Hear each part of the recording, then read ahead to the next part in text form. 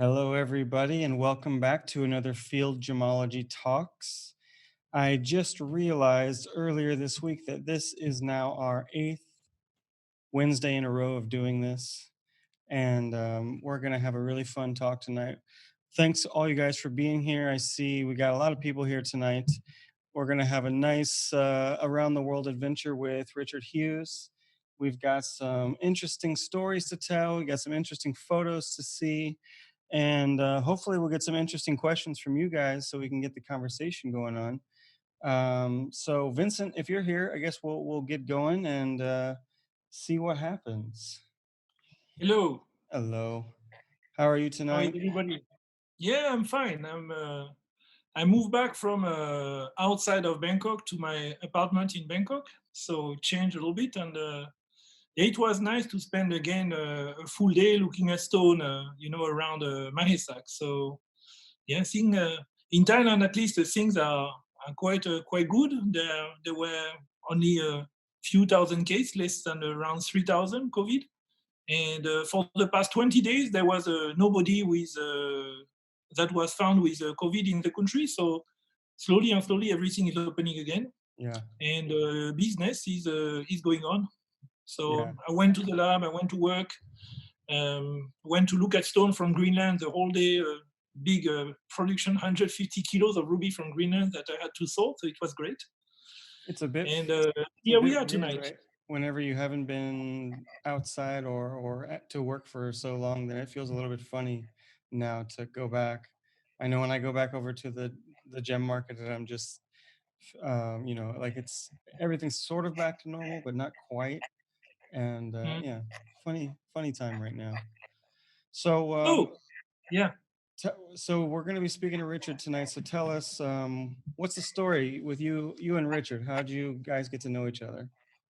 Well, actually, the reason why I moved to this business, Richard is responsible for that. I'm a pure product of Richard Hughes' writing because in 1998, when I was still working as a tour leader, I found his book Ruby and Sapphire in Yangon in Myanmar. So the white books that you can see on the screen. And I took this book and I look at it, and I was just back from a short trip to Mogok, which was my first time visiting, able to see some mines, and I wanted to have more information on ruby and sapphire. And I saw this book at a shop at the Bojo market, and I bargained in order to buy the book. Actually, I pay higher price for the second-hand book that the book was selling actually brand new in Bangkok. I paid $250 at this time for the book because it was very difficult to find. And then I read the book, and when I read the book, I say I want to do that. I want to become maybe a gemologist and working with ruby and sapphire because I found out with this book that rubies and sapphire was a perfect combination of everything I like. There was history, there was science, there was trade, there was photography, there was art, there was culture. Everything was there, and I was just amazed. I was just amazed. So for the next few years, every year, I was still working as a tour leader for 2 more years, and I read the book once every year in order to get more things. And then discussing with people, I was convinced that actually I had to study gemology. So I went to study gemology, and I kept, reading the book and looking at stone, reading the book, looking at stone. And one day I was able, because internet started, and I think it was around 2002, 2003, where I found myself with Richard Hughes on the same forum. So eventually we met for the first time in, I think, in the early 2005. And we had already some discussion on internet, and we became good friends. And I told Richard that I was going traveling around the world to visit gemstone mine, and he was quite interested with that. And when we returned, I met Richard again. We were returning for a long trip to Vietnam, Sri Lanka, Madagascar, Kenya, Tanzania.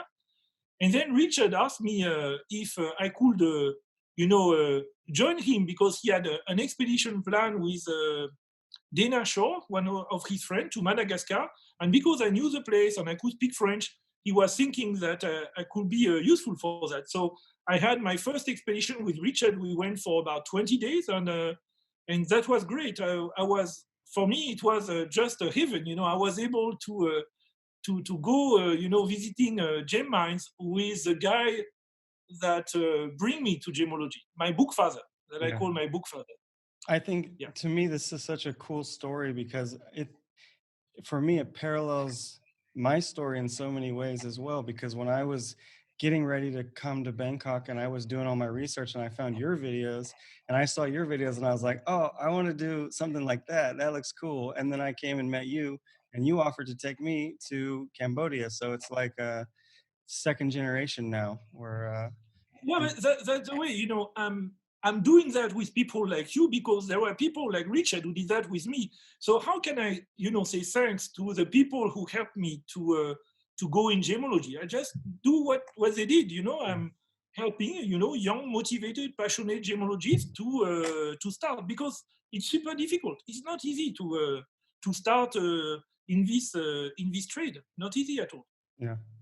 Maybe Well, we should yeah, invite we Richard and bring him ask him in. a little bit how he started, because we know how you started. Now people know how I started, but I would like to know how Richard started. Yeah, me too. Okay, Yeah, Richard, if you're here, come on in and join us. we Okay. gossiped about you a bit. Hello. We gossiped about you a bit. Yeah, Welcome. well, thank you. I just give a shout out to my friends Miko and Alberto. I've got their hat on. And if you want Ah, some great instruments, Maggie, that's the one. Cool. Anyway, yeah, so, well, thank you very much, Vince, and also Justin. It's great to be here this evening. And gemology is a wonderful thing. It started for me when I was 18 years old, and a friend of mine said, would you like to travel to Europe together? And I didn't really know what I wanted to do with my life at that time. And so I said, yeah, that sounds great. And when I got to Europe, I met somebody who had come from Asia, and I decided to continue traveling to Asia. And that's how I really got introduced to gemstones. I think the fire was really lit when I made it to Burma, and I saw my first ruby in Burma, and I saw my first piece of jade. Oddly enough, at the time, I thought I'll become a jade dealer, and that never really happened. Although I've always maintained a strong interest in the jade to this day, but I eventually ended up in Thailand. But I think travel is a wonderful thing, and that's why I got interested in gemology. And I think for Vince, it's the same thing. You were traveling, and yeah. you became interested in things. When you start traveling, all of a sudden the world becomes far more interesting. When you hear about things from a distance, you don't really understand them. But then when you go to a place, all of a sudden it becomes very real. And so that's how I got my start. Yeah. Yeah, but on my side, I read a lot before, and I think that one of the things that really motivate most of the time to travel is to read an article from somebody who went to a place and he writes something, and I feel some strong motivation and some passion in what he's writing, and I say I want to see that place also. I want to Yeah, see where people are coming from, and I think it's a kind of a dance between reading and traveling and reading and traveling, and to mix everything. absolutely. I mean, I have to say I grew up as a very uncurious person. I had I grew up in a place where almost everyone was white. I think we had maybe 4 or 5 African American kids in our school. We had a half a dozen people who were of Asian origin, but I never saw anyone from India until I went to London in 1976.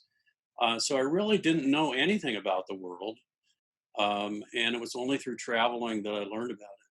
Yeah. Yeah, same. I was reading Jack London, Jules Verne. I was Kessel, and I learned about people from other places through these authors. And then one day I would say, okay, I want to go to see by myself and to Yeah, because watching people on TV and the news on books and things like that is one thing, but then you want to meet the people, and if possible, it's good when you have a common interest and you have something that links them to you. So you have a pretext to start a discussion, and then you can find out that people are the same everywhere. Yeah, I mean, that's the wonderful thing about travel, isn't it? That you get a chance to realize that people are the same everywhere. Um, they may have slightly different cultures, sometimes very different cultures, but when you dig down deep inside, people are the same everywhere you go.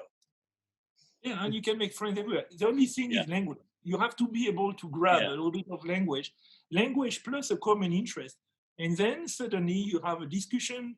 And the more you find common things, the more you realize that I'm like you. yeah, yeah, exactly. And so that's how I got into gemstones was through travel. And one of the attractions to me of the gem business was because it would give me the opportunity to travel. And so that was something I loved doing. And this was the perfect excuse. Why not get involved with gemstones? Because they come from so many places around the world. And so to get involved with that will give a tremendous opportunity to travel around the world. And one of the great things about gemology is that because gems come from so many different places and many of these places are not tourist localities, it really gives you a chance to see unexplored parts of the world or some of the dark corners of the world that ordinary tourists don't see. Yeah.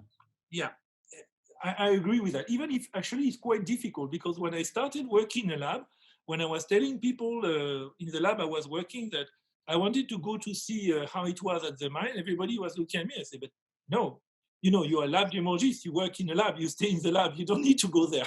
So I had to fight quite a lot in order to convince the people in the labs that I were that actually it was, even on my own holiday, it was a good idea to go a little bit to see the mine. Yeah. But I mean, I remember when I was studying gemology for the first time in 1979. Well, the first thing I wanted to do was go out to Chantaburi to see the mining out there, which I did. And then later I went to India and to Sri Lanka while I was still studying gemology. And the things that I saw in Sri Lanka, as an example, I realized that even the people who were teaching me gemology, they had never been to that place. And so they didn't really know as much as I learned by going to the place myself. yeah, And so, if you can visit a place personally, you're going to learn a lot more about it than just reading about it in books or talking to other people. Yeah. exactly. And about that, you were one of the people when we were discussing, remember, on that was Priscope, I think, something, Yeah, the yeah, fellow that's we right. met, Priscope. And Richard was one of the person who, pushed me and said, yeah, Vincent, that's your idea is right. Going to the mine, you should go to the mine. You are young, you are in the right place, you are in Bangkok. Don't miss an occasion, go to see the mine. And, it's not because people say you cannot go or it's difficult to go that actually you will not find a way. Yeah, And that's the way I started. Basically, I yeah. say And you you and are you the do and you do find a way. yeah. You know, Well, I found a way. It's funny too because people will always tell you, no, you can't do that, you can't go there. But 9 times out of 10, if you You can, try hard, you can. you can. yeah, especially when you find the right people to go with. You find the Yeah, right local contact, the right guy who knows the place, who knows the people. And when you have found the right person, then you realize that you can go anywhere because he will basically take responsibility. He will bring you to he will know how to make sure that everything will go on in a safe way. But if you connect with the wrong person, that's another story. But you yeah, have to find the right person. That's Yeah. the point. yeah, Yeah, you're right. And yeah. it's You always need a little bit of luck, but good preparation is important too. yeah. Yeah. And it's funny how when you're studying gemology and you're learning all about the stones, you kind of have this awareness that they're coming from all over the world, but it's not really until you actually go to those places that you realize how people oriented this business is. And everything is really about personal relationships with people all over the world. And when you actually get to go there and make friends with those people, it takes your experience of the gem trade and your awareness of it to like a whole new level. Yeah, Well, this is also one of the reasons. why it's difficult to enter this trade, because actually the gem trade, it's all about personal connection. So if you are an outsider and you are connected with nobody, how to start? Because nobody know you, nobody trusts you, nobody will be able to, what happens if you do something wrong? Nobody will maybe take the risk to start to trust you. So this is why it's very difficult to start in this business, because as you remember, Richard, we were discussing about that in Madagascar. Actually, the gem trade, it's not just about the stone. It's mainly about the people and the connection between these people. Yeah, This is absolutely. the way the gem trade was going for maybe 1,000 years, basically based on trust. People are trusting each other, trust, and also knowledge about quality, about market, about everything. But there is a very, very strong trust and connection between people. And without that, the gem trade will doesn't work. Yeah, I mean, it is remarkable that we don't even think about it, but just on a handshake, we will hand somebody something that might be worth tens of thousands, 100,000, sometimes millions of dollars, and there's nothing written down. We just give it to somebody, and so that's all about trust, and that develops as you meet more people in the business. Yeah. And for me, it seems like the more you deal with the older generation, the more awareness of that there is. Like if I meet other people that are my age or younger, and we didn't really necessarily grow up with that kind of a value system, and maybe if you don't have an opportunity, like for me, to interact with you guys and all of the other elders in Bangkok, I have a very solid sense of how that works. But I imagine if I never came to Bangkok and I just came in the trade some other way, like in a store or something, I might not have that understanding. So it's good to be able to do that kind of interaction and see that that is a foundation of what the gem trade is, Yeah, trust. So Richard, I know you wanted to kick it off with a quote. Shall I yeah, go for it. kick it off? Okay. So Bertrand Russell. Yeah, I came across this when Vince and I were writing an article about our travels in Tanzania, and it seemed so appropriate because there certainly you can learn a lot of things in school, but there's no substitute for actually going out in the world. And I love this quote from Bertrand Russell because it really summarizes that and encapsulates that idea that um, book learning is one thing, but learning from the University of Life is the best possible learning you can do. Yeah. And there is this is really a little bit like what I was telling you. Just remember, I say before to go on a field trip, before to go on an expedition, you have to read everything you can on this place, and then you go. And then if you find anything that is not like it is written in all the reference that you have learned, then you know that this is research, because research starts when reading and when you reach a border with knowledge, the knowledge that was printed. So yeah, the interest of traveling and going somewhere is you will get a chance to be able to add your stone to the human edifice of knowledge. Yeah. Yeah, I mean, I think you really that was a brilliant statement. Is that research really starts, or learning really starts, when you go off the map. Yeah. And so the books that you read in preparation to go to some place, well, that's the map. Yeah. But there is so much that has not been discovered. And that's the beauty of gemology, is that 99% of things have never been really studied. Mhm. And when you get off the map, that's when the real learning starts. Yeah. Mhm. I know, Vincent, you told me that right away. And when I started doing this project for, writing the book of the history of gem cutting, I followed that path exactly. I said, okay, I need to get every single book that's ever been written about gem cutting and see what they said. And then I'm going to add to that. Yeah. And And yeah, and this is what you have to do, because I think that this is what Richard did. How yeah. did you start with Ruby and Sapphire, Richard? What was the idea about that? Well, you It's weird. start with trying to figure out what has already been understood, Yeah. and that's the beginning point. And so you begin with what other people have already discovered. So you have And then, compiled everything. You have yeah, compiled all the. yeah. And then the real learning starts with the things that nobody has reported, the things you learn on your own. Yeah, Yeah. And I yeah. liked, Richard, for you, it's funny because, if we go back to the slide of your books, and we think about that same idea, you built Ruby and Sapphire off of, all of that, your book learning and research, but then you took your own book and you added to it, and then you added to it. So it's like, even when you write a book, you can still take the knowledge further and write another book or a bigger book, or whatever it is. So I guess it just goes on forever, as long as there's still more to be found out. There Oh, are there's so little many. that's been discovered. And Yeah. Yeah. so So the many. moment that the ink hits the paper, something is out of date. Yeah. Okay, so I know you wanted to just to speak a little bit about this photo, and to take us into a few stories. Oh.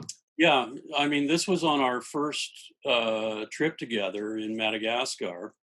It was Mm. Vince, myself, and Dana Schorr. And Vince had been to Madagascar 2 or 3 months earlier and had explored a lot of the areas. And so it was wonderful having him along because he could show us around and introduce us to the contacts that he had made. And so we started off in Tana, the capital of Madagascar. And then we drove down to Ilakaka, which was at the time a real boom area for sapphire mining. And while we were driving down the road to visit some different mines, we passed this small village with this sign that said Bel Air. And this young lady, Malagash lady, was standing out in front of the village. And so we stopped to take a photo because we were so struck by this idea of this obviously uh, very poor place being named with the same name as one of the most wealthy places in the world, which is uh, next to Beverly Hills in Los Angeles. Yeah. And I remember as we were driving away, I remarked to Vince and to Dana, I said, I've never really understood why some places can be so wealthy and other places can be so poor.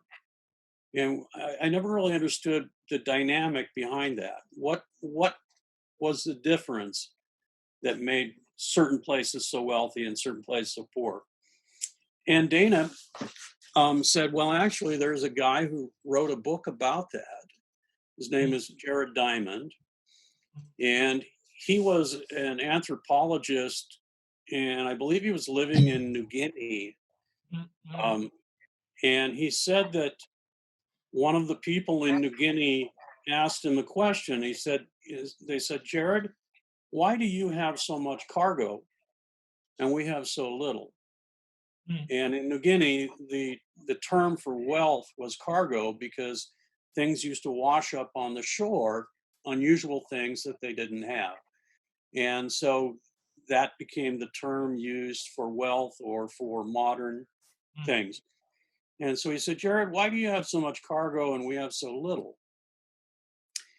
And Jared Diamond was fascinated by that question. And so he decided that he would make a study of that and to try and determine what made certain places wealthy and other places less wealthy. And the book is absolutely brilliant. It's a very complex question, but one of the most interesting facets of the question that he discovered was that one of the main reasons was the shape of the world and the shape of the continents. And here's a map of the world, and you can see that some of the continents run north-south, and then Eurasia which is the biggest continent. It's not really two continents, it's a single continent. Eurasia runs east-west. And that gave certain advantages to people who were living in Eurasia. Let's say that you were living in Southern Africa and you tried to move north. Well, you would run into, the equatorial jungles in Tanzania and Kenya and Uganda and all of that, the Congo. And so that was a natural barrier. You could not take your pack animals, you could not take your crops, your seeds, and pass that barrier. And then even if you did get beyond the jungles, then you arrived at the Sahara Desert. And it was an entirely different set of barriers. And so that restricted travel. In the same way, it happened in South America and North America. If you were in North America and you tried to travel south, you eventually ended up in Central America, in entirely different climate zones. So that was a natural barrier. And so it restricted travel. Of course, people did travel, but it was very slow. And it happened over, hundreds and thousands of generations. But if you were living in Eurasia, you could take your seeds, let's say you were in Mesopotamia or someplace like that, you could travel to the west and end up in Europe. You could travel to the east and be in India or in China, and you would be in relatively the same climate zone. Of course, there were certain barriers like the Himalayas and the deserts and so forth, but you could bypass those if you were clever. And so you were able to travel much longer distances in Eurasia than you would be if you were in Africa or in the Americas. And that gave you certain advantages. Number one, you could share ideas with other people, and that was key. And so the gene pool, the intellectual gene pool, was enriched by that. The other thing was that you would be exposed to germs. And this is the germs in the title of Jared Diamond's book. And so you would be exposed to germs and you would eventually develop immunity from that. And so by traveling and exchanging ideas, you could develop technology, the guns, the steel. By traveling, you could also develop immunity, the germs. And so guns, germs, and steel was something that arose in Eurasia, and it gave the people from Eurasia a natural advantage when they started traveling other places around the world. And so this is one of the central theses of Jared Diamond's book, is that the physical shape of the continents was one of the great advantages that allowed certain places to become more advanced than others. Exactly.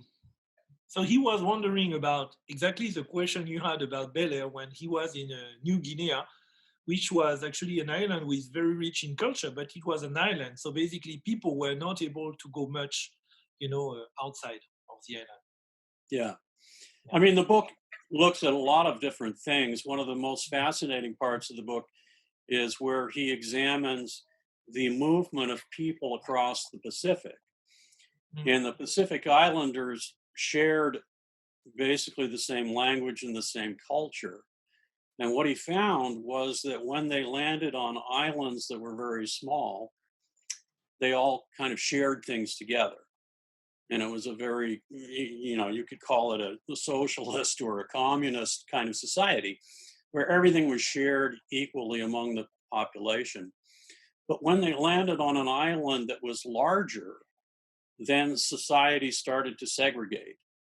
And eventually, when the Pacific Islanders landed in a place like Hawaii, which was a very big island, well, then they developed an aristocracy, a king, they developed a merchant class, they developed armies, and this kind of stuff. And it was purely a function of the size of the land that they were living in. It's a fascinating book. I highly recommend it for everybody. Yeah, that one's I'm been on ready. my list for a while, but I haven't got around to. It was in my list. Yeah. It was in my list since that time. But I was able to read it about, I think, 2 or 3 years after that. That travel with you and Dana. It was good. So tonight's we're talking about humanitarian gemology. So I know Richard and Vincent, you guys have been on several trips together.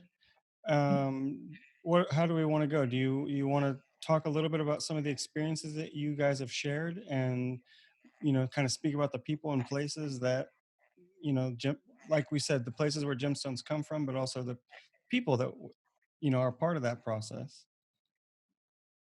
Yeah. Okay. So Sure. where should we start? Well, first of all, where have you guys been together? Because we said already one, but where else have you guys been? Well, we started in Madagascar. The next year we went to Tajikistan because and again with Dana and with Guillaume, a friend from Madagascar. And then the following year we went to Tanzania. And after that, that was in 2007. Then we wait early 2009. 2009 we went together to Canterbury, Pailin, and then we went to Vietnam, and then we went to Mozambique. Yeah. You want to talk about Mozambique? And then we returned to Madagascar. We went to Madagascar twice because we wanted to see André. And yeah. So we found a way to go to André, I think, in 2011. Yes, or was it 2011? 2010, I think. Yeah. So maybe 2010. Yeah. So, Justin, why don't you just pull up the next slide and we'll take it from there. Okay. So we'll start with Tanzania then. And let me just share this one. Okay. So we're in Tanzania. Yeah, that was a long trip. Tanzania is huge.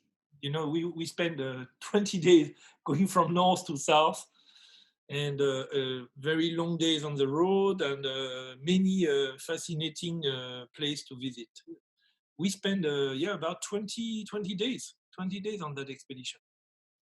Yeah. Very cool.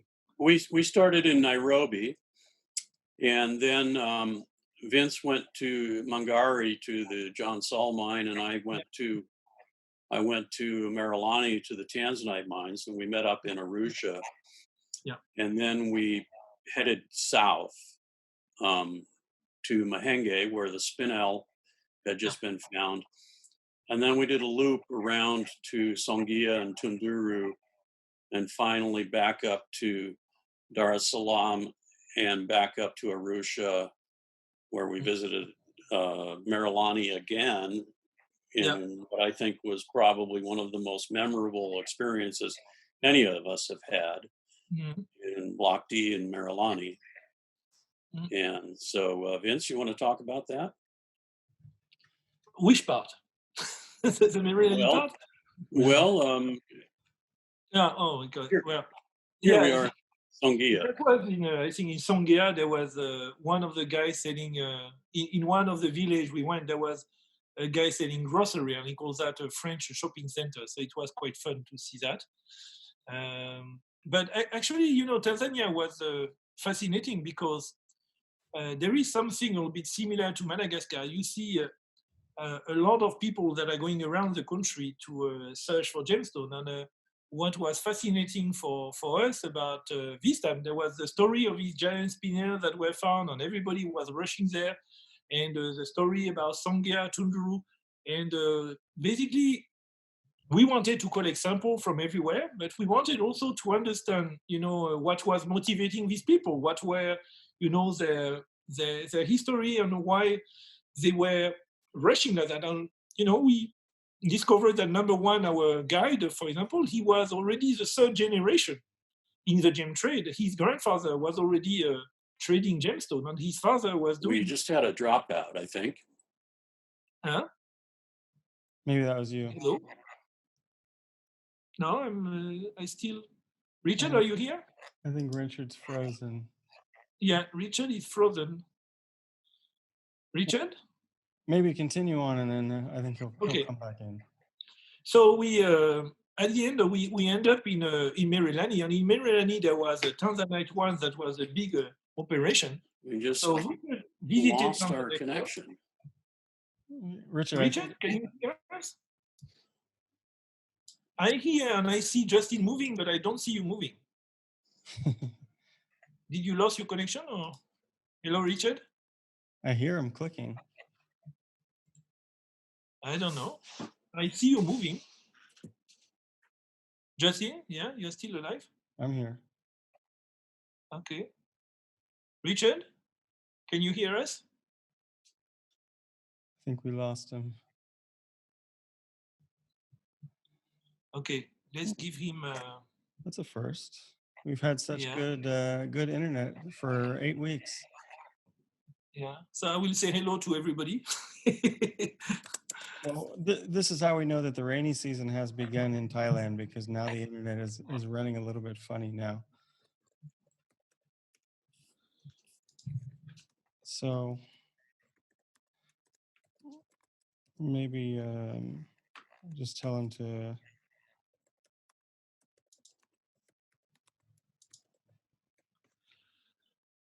Okay, so now we don't see him at all. He's a black screen, and I just told him to go out and go back in. Okay. Guys, if you have a question, I think the best way is to use the Q&A. So Justin will be able to see your question and to pick up some of the questions that you will shoot at us at the end of the talk. So please feel welcome to put some, because in the chat, it's with a lot of people, it starts to get a little bit complicated to follow, and you have a lot of personal messages. So if you have questions, please shoot them in the Q&A. Oh, he's still lost.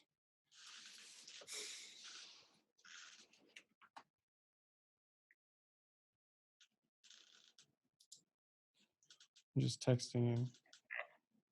Mm-hmm.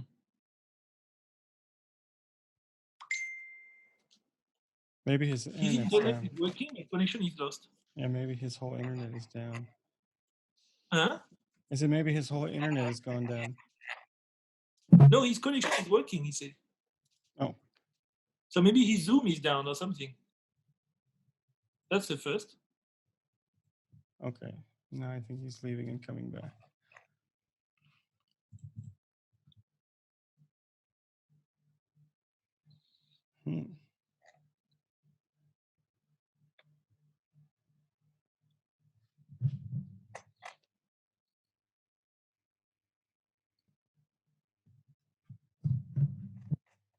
Okay, so I will speak a little bit. There is Antoinette who is asking me what was my scariest experience. And actually I was speaking about Tanzania and about Marilani. Well, I can tell you the first time I was going down in Marilani, that was one of my scariest experience, because the thing is I have vertigo. And the first time I went, and there was Richard, we arrived in Marilani in Block D, and we went to one of these mines with a small-scale miner, and you had basically a pit that started a little bit like a 45 degree and then a vertical shaft. And the miner told us that the pit was about 150 meters vertical, and then you had some tunnel, and it was all about 300 meters.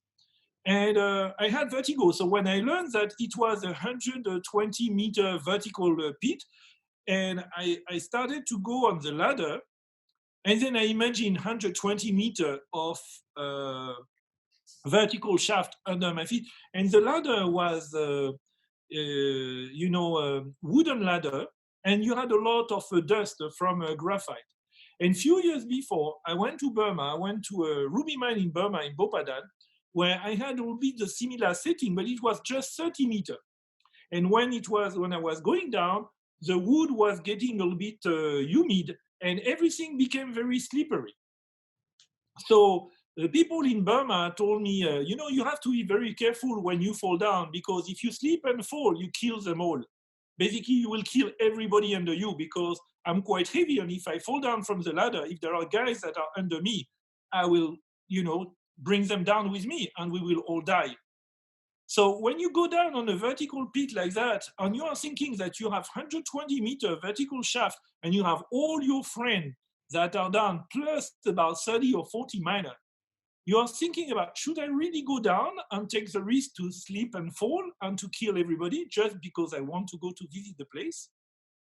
So that's why I made the decision to stay above ground.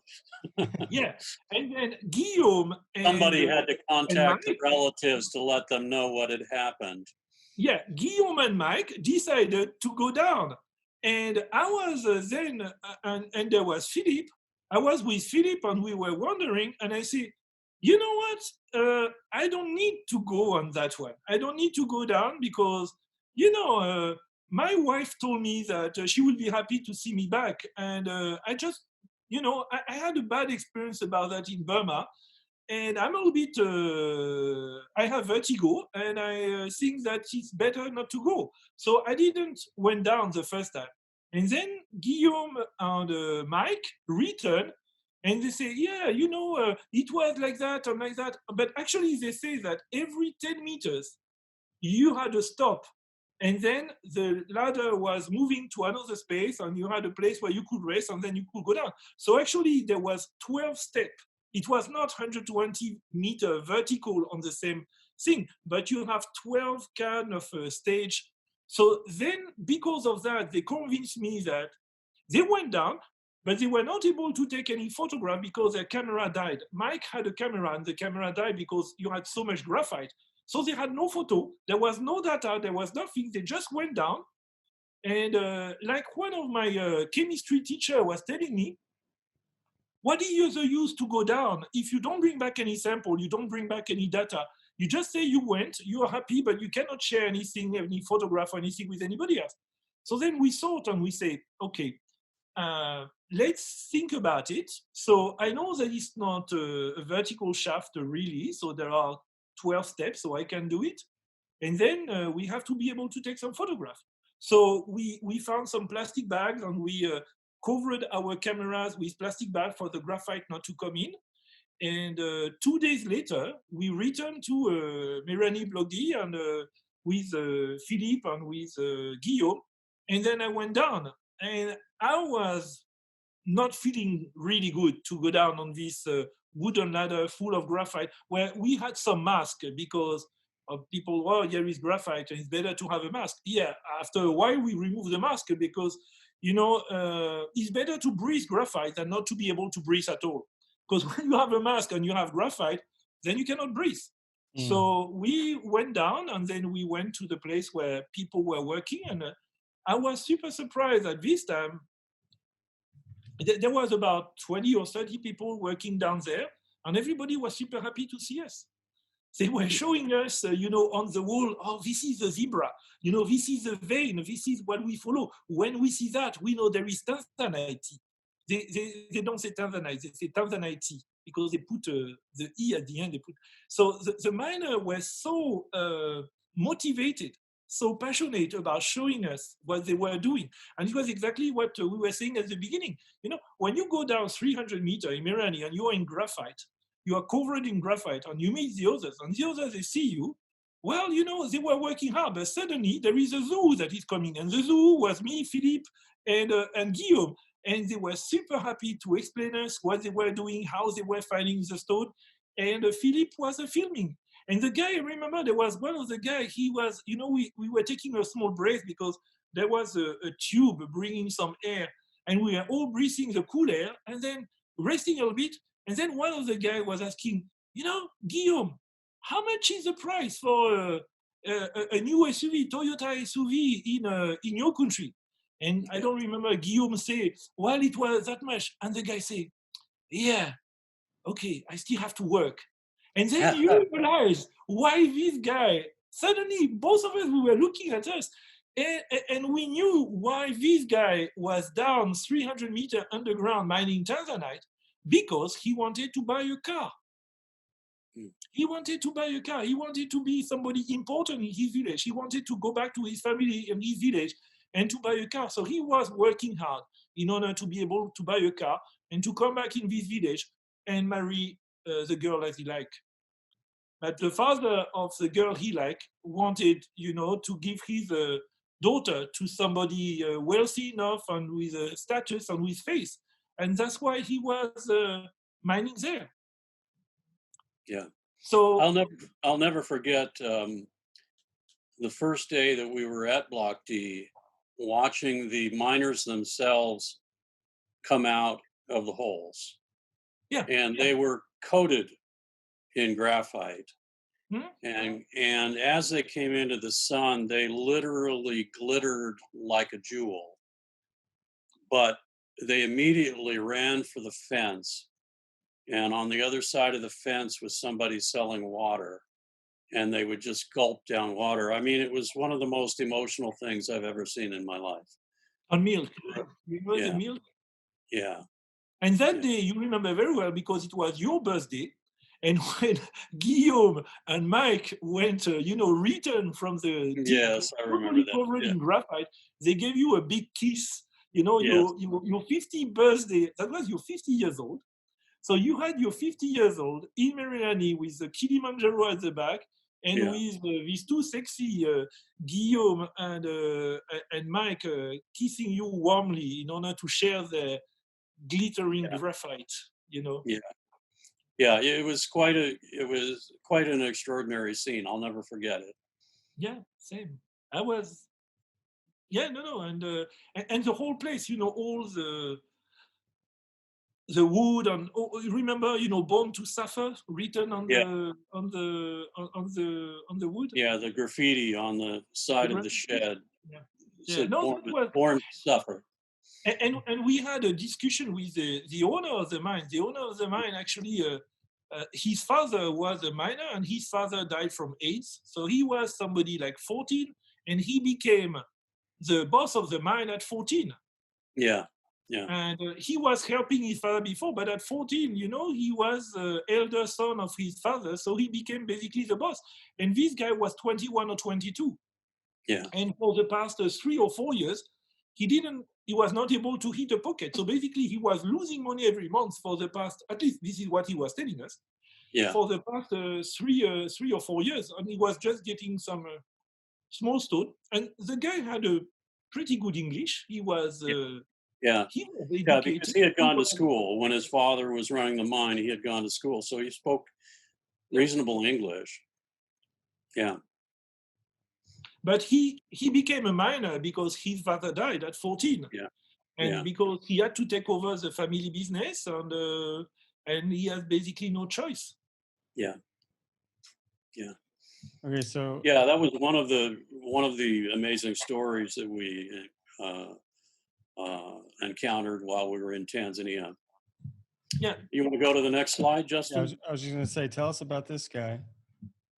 Yeah. This was down in the south.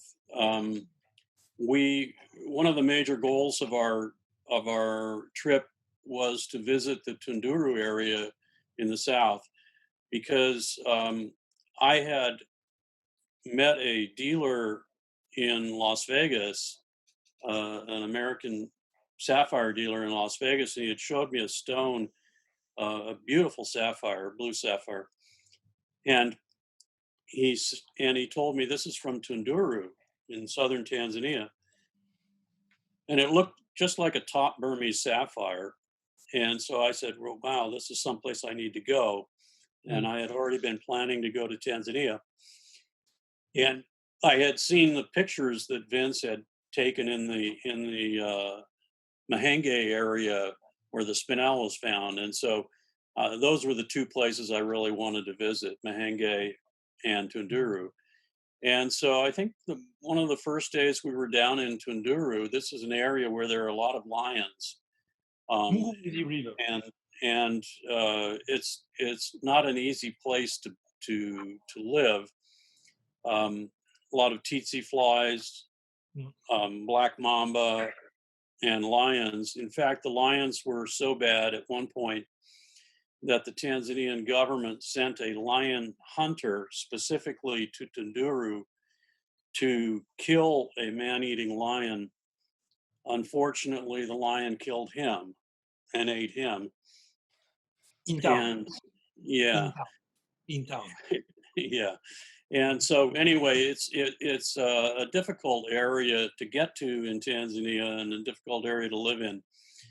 But we went down south of Tunduru, and we met this gentleman along one of the rivers, and he was mining for sapphire, and he pulled out of his bag this Gems and Gemology magazine.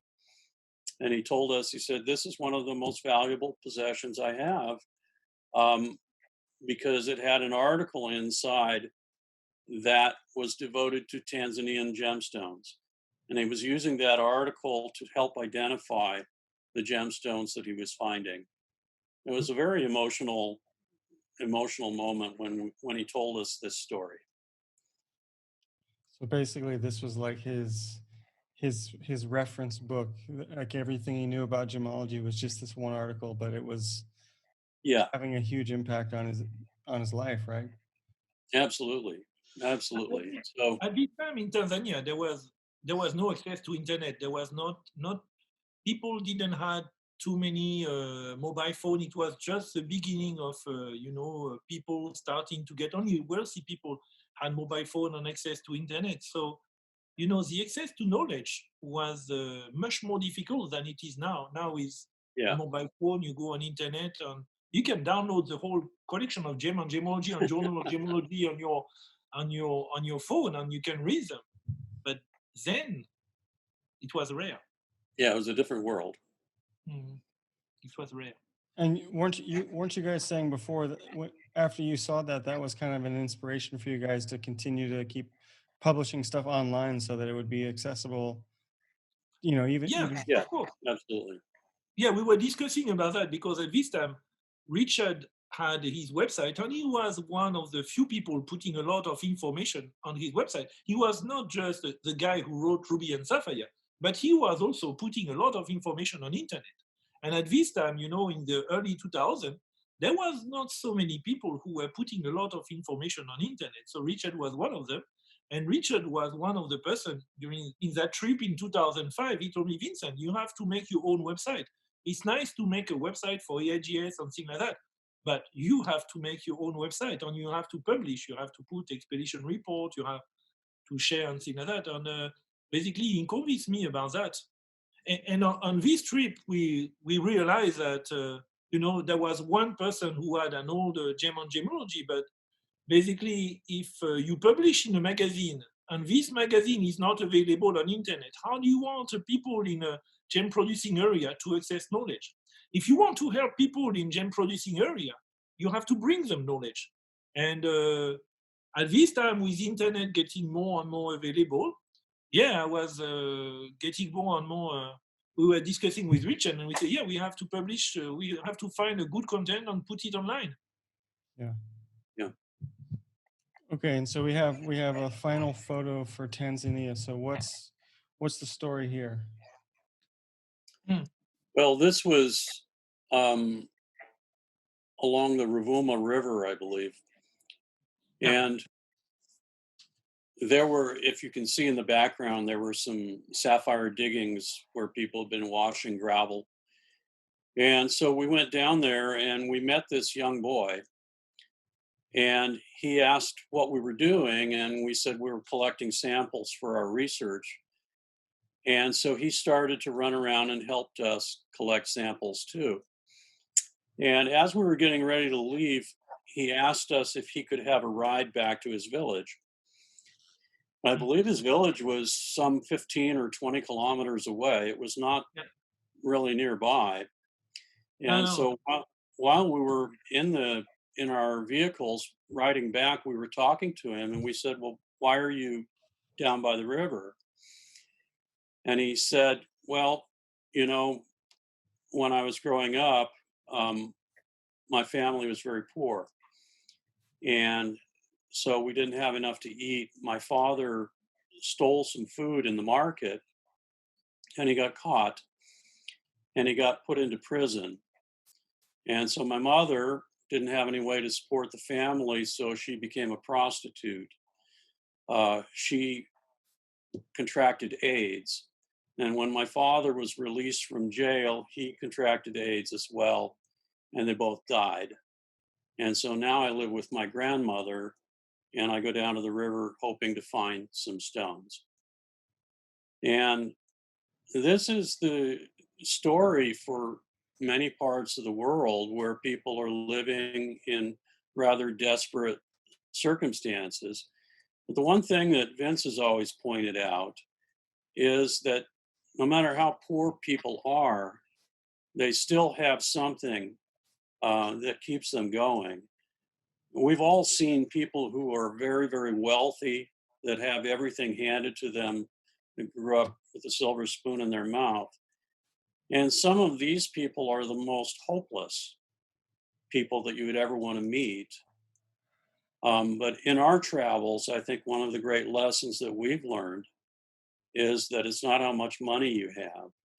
And so this boy, he had never lost hope. He didn't give up.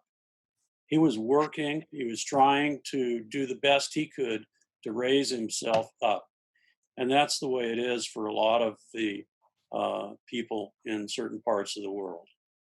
They have He hope. was not even begging. He No, just no, told not us at all. his story, and then we were moved by his story, and he just asked us if we could bring him, back to his village, because we met him and I think we bought the sample from him, but he didn't, make the story in order to have something. That was not the impression we had. He just shared his No. story, and then he returned to his village, and we were, still, this is what I'm saying. Traveling around the world in gem mining area, we meet a lot of poor people, but many of these people are very poor, and many of them have a very sad story, but they have faith. They are feeling that maybe tomorrow they will find a good stone. They are motivated to do something. They have hope for the future, and basically they have dignity. And for me, this is the difference between poverty and misery. When you have lost your dignity, you are miserable, and you can be miserable even if you are super rich. Yeah. So we meet a lot of people in gem mining area that are much poorer than many people we know in other places. But most of them hope that tomorrow they will be able to find a good stone, and when they meet us, they are smiling, and they invite us to witness what they are doing. And if they have some stones, they want to sell the stone to us, and they don't, they are not begging. We meet beggars sometimes in town or in a gem trading area. There are some people who have lost, hope, because they were not able to find some stone for 2 months, and they borrow money and they have a debt and things like that. But many people we meet, especially in place where you have a gem rush, they are motivated. They want to go there to work, and they want to go there to find a stone, and they hope that they will find a stone that will change their life. Yeah. And I think that I know Vince and I are often contacted by people, and they ask us, they say, I want to buy a ruby or a sapphire or a gemstone, but I want to make sure that it is responsibly sourced. And at the same time, they're using a computer to contact us. Everybody has one of these things nowadays, but nobody asks where the pieces of that come from and if they're responsibly sourced. Well, the tantalum and coltan and that, a lot of it comes from the Congo, which is one of the most miserable places in the world. But nobody asks about that. They only ask about gemstones. Are they responsibly sourced? But when you meet the people who are working to produce the gemstones, it gives you a tremendous amount of respect for their struggle. The places that we visited are mining towns that are very similar to other places in the world that have had gem rushes, particularly in Madagascar, but also in Windsor and other places. And when you think of it, these places are very similar to another place that had a rush back in the 19th century. The Chinese call that place the Gold Mountain. We know it today as California. It's now the 6th or 7th biggest economy in the world. But that is a place that was built on mining.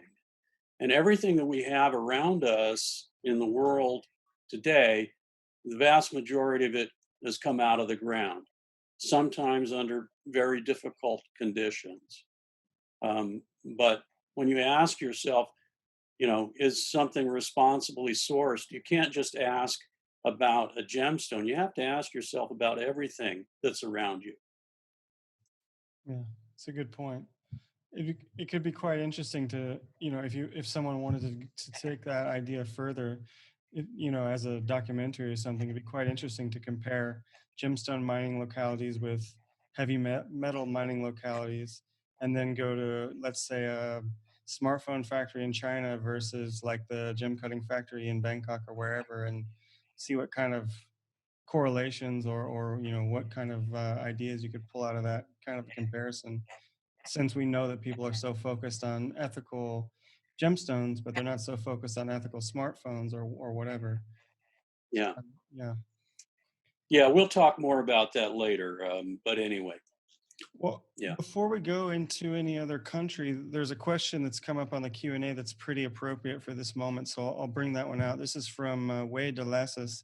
He's asking, what do you think can help better the miners to gain more knowledge as well as more wealth? Do they need like a local gemology school? Do they need better tools? What do you guys think from what you've seen so far? How could that side of the world be improved? When I have this question, most of the time, many people ask me this type of question, and I say, well, how I start? I read a book called by Richard Hughes called Ruby and Sapphire.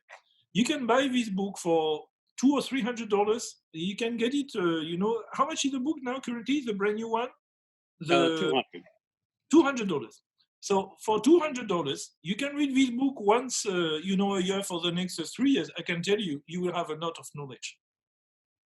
So if you just read that book, it's not about going to a gemology school and spend $7,000 or $10,000. You buy the book, you read it. So you spend on time on it and you read it. And then you look at stone and you read it. So this is the way I started my gemological education. I spent $250,000 on Richard Hughes' book. And then I went on internet, which is basically free, and I learned. So, okay, some people don't have $250. Okay, you go on internet and you read, you spend some time reading. You go on a place where you have free Wi-Fi and you go to read. If you are not willing to read, if you don't want to spend the time reading, if you don't want to spend, how can I help you? The way I started, the way I was able to succeed was getting knowledge, because there were some people like Richard who were willing to spend many years to work and to compile all this knowledge into a book, which is available for me for about $200, which is basically given. Honestly, this is given. When you see the amount of work to build this book, to make this book, this is given. So you get the book and you read it. At my time, I was paying to go to a library, borrow a book and reading it. And this is the way I was able to get the knowledge, enough knowledge, then to go to meet people and ask them questions that they will feel, well, oh, that's an interesting question. You read, you think, you ask question, and then this is the way, the thing is rolling. Motivating people to learn. But what do you think about the actual miners, though? I mean, what he meant in the question was like, how can the industry help the miners? I don't know if you've heard about this, but I think the GIA has done something really great. They have created a very small book that they're providing to mining communities, principally right now in East Africa, which helps them identify stones and teaches them about stones, and so that they will hopefully be able to get more money for the things that they're finding. And so I really applaud that effort by the GIA. And that's the kind of thing people need. The other thing that people need in communities like in East Africa, it's really simple. If you travel around in East Africa, you will see constantly people walking with buckets of water on their head, because most communities don't have wells. And so it's not uncommon in many places, Mozambique, Tanzania, Kenya, and so forth, for people to have to walk for 2 or 3 hours just to fetch a pail of water. Mm. And so I think one of the most important things that people could do to help these communities in East Africa is to help them dig wells. When I was in Malawi talking to a gentleman who was running a sapphire mine there, he was talking about what it costs to drill a well. I believe it was somewhere around $1,000 or $1,500. And so for $1,000 to $1,500 to drill a well in a village that might have 2, 3, 500 people, that would make an enormous impact on their lives. Mm. And so these are the kind of things that it might be possible to do to help people in these kind of communities. But you really have to ask the people what they need rather than, helicopter in and provide them with a solution that maybe is not something that they even want. Yeah, that's a good point.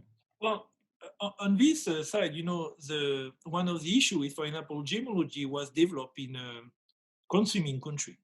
Most of when you go to a gemological school, you are studying faceted stone.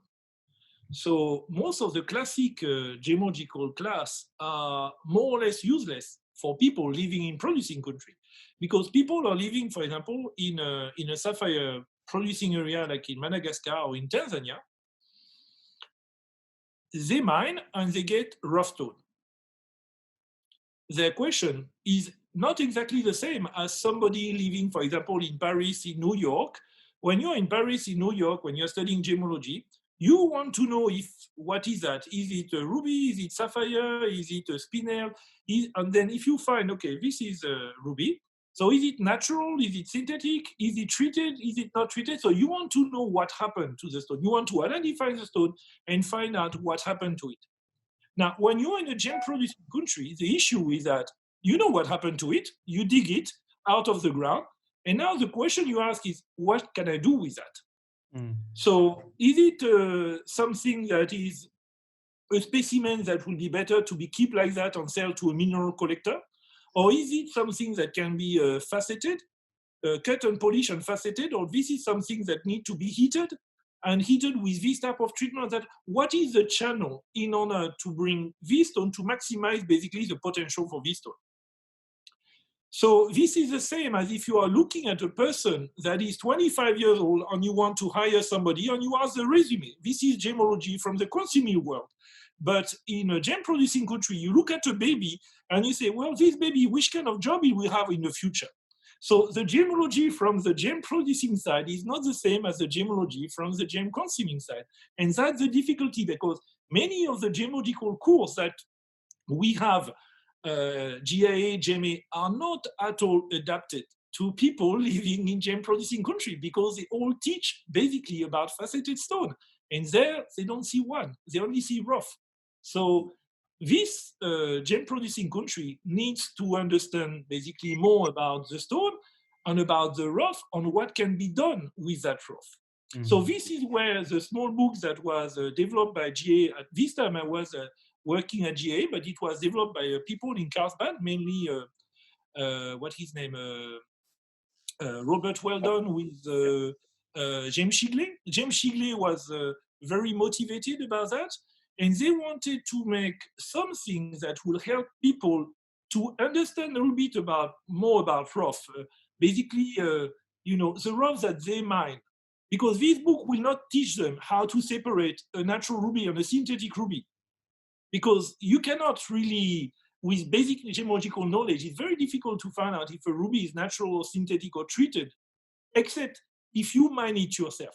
So if you mine some stone yourself and you have that, you have the book was teaching them about looking at the colors, the transparency, is it included, not included, and help to understand basically the basic about the parcel of rough that you have, the crystal and things like that, which was, in my opinion, the right thing to do. And I told Robert Weldon and Jim that, I think that book was had a great potential, for gem producing country because of that. It's a simple book that that is adapted to the problem somewhere of some of the people in mining communities, for example, in Africa. But of course, they have to be able to read. True. And this is the point. At one point, people, the best thing the best gift you can give to a kid is education.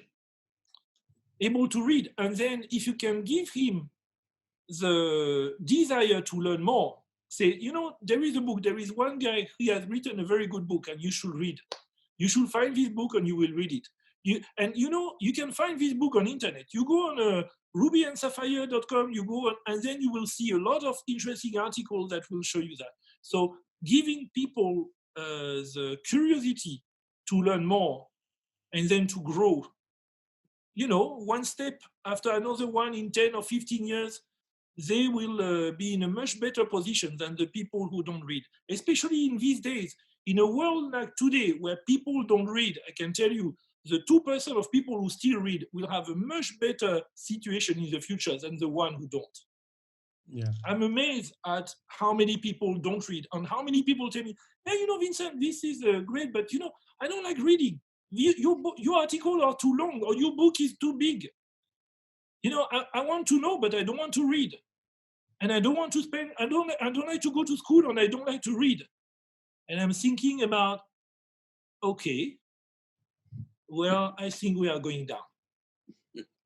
Richard, have you heard this before? Has people told you that the ruby and sapphire is too big and they don't want to read at all? Yeah, I mean, I think that's a common problem today with people around the world, short attention span, particularly things like Facebook.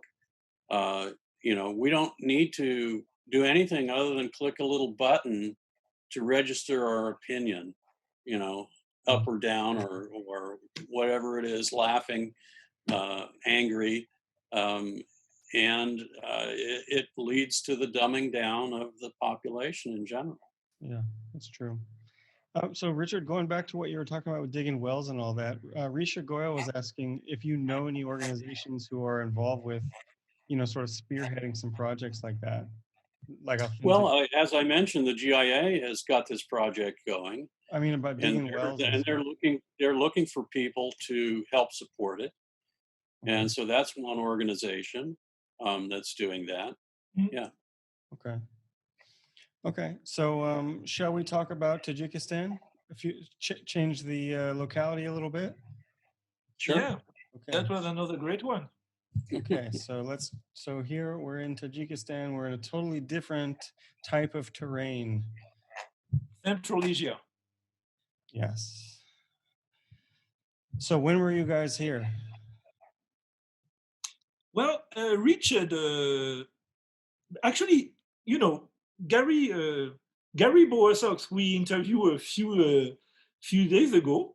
With Richard, we were on internet, and one day I was discussing with Richard, and Richard sent me the photo. I said, Vincent, Gary Bowersox went to Tajikistan and he found the historic spinel mine at Kulilal. And my very first interest in gemology was I was reading something about history about the 100 Years' War between France and England. And the Black Prince, Edward of Woodstock, on islands that he went to Spain and he fought in Spain for 3 years. And when he came back from Spain, he was not able to get back with any money from the Spanish king, but he was able to, the only thing he bring back from Spain was a big ruby, the Black Prince ruby, and some disease. And so I was fascinated with that stone. I wanted to make a story about that stone and the whole thing. So that was my very first interest about gemology. That was this Black Prince ruby that I found out was not actually a ruby, was a spinel. And this is a question that was all the time bothering me. And of course, when I met Richard, of course, in his book, he was speaking about ruby and sapphire, but there was also a significant chapter about spinel. So I started to ask Richard and speak with Richard about that. And one day he told me, you know, Gary Bowersox was able to go there. I know that you want to go to, Pakistan, Afghanistan. Let's go to Tajikistan together. I want to go there also. We should join there. You know, you do your stuff. And actually, he didn't wanted me to go to Afghanistan because he was thinking it was crazy. But I say, well, I'm going. We are joining there. And he wanted to have our next expedition there in Tajikistan. Challenging because only Gary was able to visit the mine. So there was a spinel mine, and then there was a ruby mine that were near the Chinese border. So the spinel mine just near the Afghan border, and the ruby mine just near the Chinese border at 4,000 something meter altitude in a completely type of environment none of us knew about. You know, Tanzania, Madagascar have been before, but there we didn't know. We had no idea, and that was quite exciting. Yeah. And you guys did make it into the previously lost mine, right? With grave difficulty.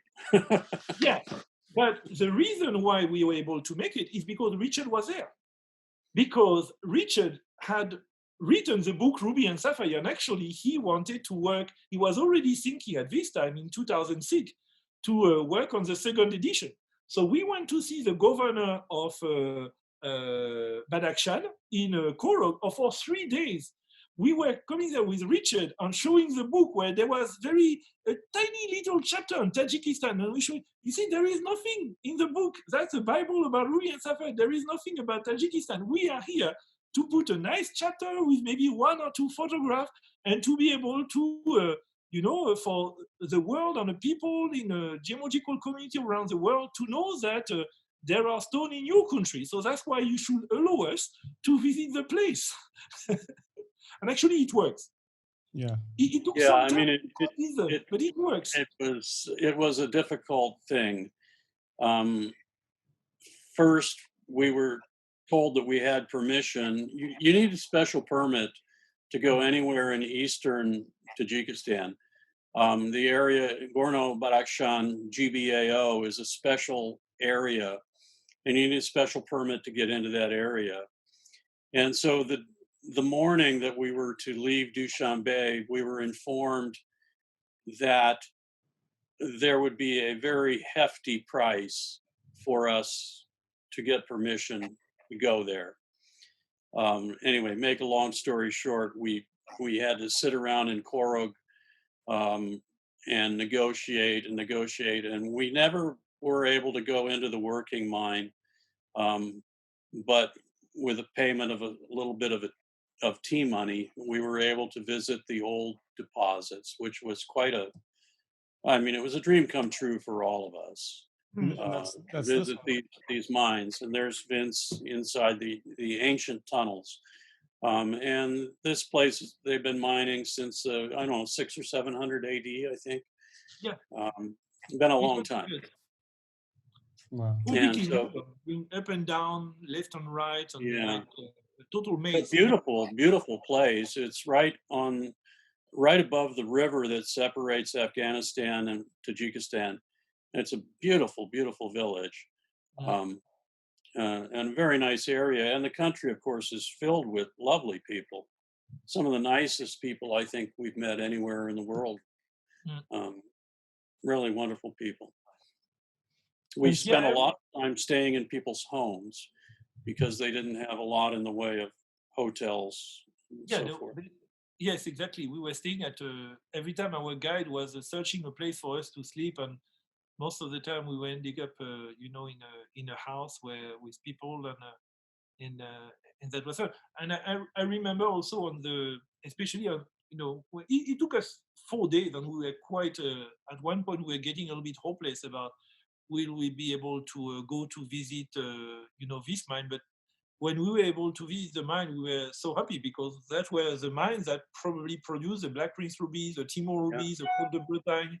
So it was something, and except Gary Bowersox, we were probably the first foreigner, non-Russian Tajik, who have been able to visit these mines. So basically, we were in Pamir, so it's already, you are very close to the moon. But when we were returning from this place, we had, we were floating a little bit. We were so happy. It was a wonderful day. It's a day that I will remember all my life, because that's that feeling. I wanted to go to this place since for many years, even before I was thinking to become a gemologist. And on the way down, when we went down in the place, we were walking, and there was a border with Afghanistan. It was a place that there was a civil war few years before, and people were speaking about insecurity. And we met a group of people. There were two ladies that were going up, and we met these two ladies. We stopped, and then they turned with, they gave us some milk. They gave us some milk. So you meet two people in the middle of nowhere like that, and they had some milk and some cheese, and we were super thirsty because we were not thinking that it would take so much time. So we were thirsty, and we had this glass of milk and this little of cheese, and I don't think we had eaten the whole day, and we were double in heaven. And Richard, we remember we were discussing, like, some of the people, you think that you are at the border with Afghanistan, there was a war on the other side, and you meet people along the border, and some people the first thing they do is, what are they doing when they know you're American and French? They give you some milk and some cheese. Yeah. And yep, imagine some Tajik going at the border with France or America like that, and you think the first thing they will get is milk and cheese? Think about it. Yeah, Think about it. I guess we learn something new every day. So that was what Richard was thinking, and we were so. It was tough because when we were discussing with the geologists and we say we want to go to visit, they were all thinking we were spies, because when we say no, we're interested in gemstone. Richard wrote a book on gemstone, and all the old geologists, they were looking at us and they said, "You are spies. You are spies. Yeah. You want to know where are our strategic minerals. You are spies." And when we went to the mine, you want milk? You want cheese? Super nice, super nice. So it was a challenging country, but we had many great memory because the people we met. Even the police was fun. So Richard was taking some photo, and when we were, we were stopped at many places, and the KGB and the police, they were searching the car, and they were curious. I think they wanted to spend some time with us because they were not all the time, blocking some foreigners, and they wanted to see what we had. Who are these guys? We have nothing to do for the whole day. Oh, there are a bunch of interesting people. Let's spend some time with them. We are so bored to be here. That was not exactly what we wanted to do, to spend time with a policeman, but actually this is what we did a little bit. And Richard was able to take some funny photos that actually are now in his book. So the governor of Madagascar, did a good job. Richard was able to. I think we have a photo of the. Well, this is on the way to the ruby mines, which is further to the east. In order to get permission to go there, though, we had to meet with the governor of Murghab. Oh, yeah. And Murghab is an interesting place. Here he is. Yeah. I think he's actually, it's very close to the border with Kyrgyzstan. And he's wearing one of the traditional Kyrgyz hats, which, by the way, has been declared a national treasure now by the United Nations, those hats. But anyway, and so we had to meet with the governor, and I gave him a copy of my book. And then he gave us permission to go up to the ruby mines. it's an interesting place because it's very close to the border with China. Mhm. And they had actually built, there was a road that was built between China and Tajikistan. And because of that road, they were expecting a lot of tourism. And so through the Aga Khan Foundation, which is very powerful in that area, they had hired a German planner who had a lot of experience in planning communities and so forth. And they brought him in to help them plan for the huge influx of Chinese tourists that they were expecting. And this is a place that is pretty close to the roof of the world. The day we visited the ruby mines, it snowed and it was July. And so they brought this German planner in and they said, you know, what should we do to prepare for this big tourism boom that we're going to be having? And he took a look around and he said, I'm sorry, I can't help you. He said, I've got 30 years of experience in this field, but none of it is on the moon. And it Yeah. really is a lunar landscape there at the ruby mines. Yeah, it started great with me, but then it was super tough because besides getting vertigo, I'm also kind of sensible to altitude sickness. So when we went at the mine, it was getting very bad. And then I think for 24 hours, I was basically useless. And my great buddy, Dana and Richard, they had 24 hours of free range shooting on me without me to be able to. I don't know if it was 24 hours, but No, it was a bit less. But it was probably the toughest return from any mine that I had because I was thinking that I was so sick and I couldn't even sleep. I could not stand. It's a very, very high elevation. Oh my God. And I was fortunate that I grew up in Colorado, and so it affected me less than most people. But this is the landscape around Murgab. That's the town where they brought the planner in. But I remember coming down from the ruby mines and the scenery at that moment. It was sunny and the sun was starting to set. And it's some of the most beautiful scenery I've seen in my entire life. Spectacular. This one was a really good one too. This is at Kuilal at the Spinel mines, and you can see how beautiful the area is. It's just really some fantastic scenery. If you like mountains, you love Tajikistan. Yeah. I remember also the lunch that the miner gave us at the ruby mines. That was probably one of the best meal I ever had on a mining area. We were so hungry again. We had mutton with potatoes.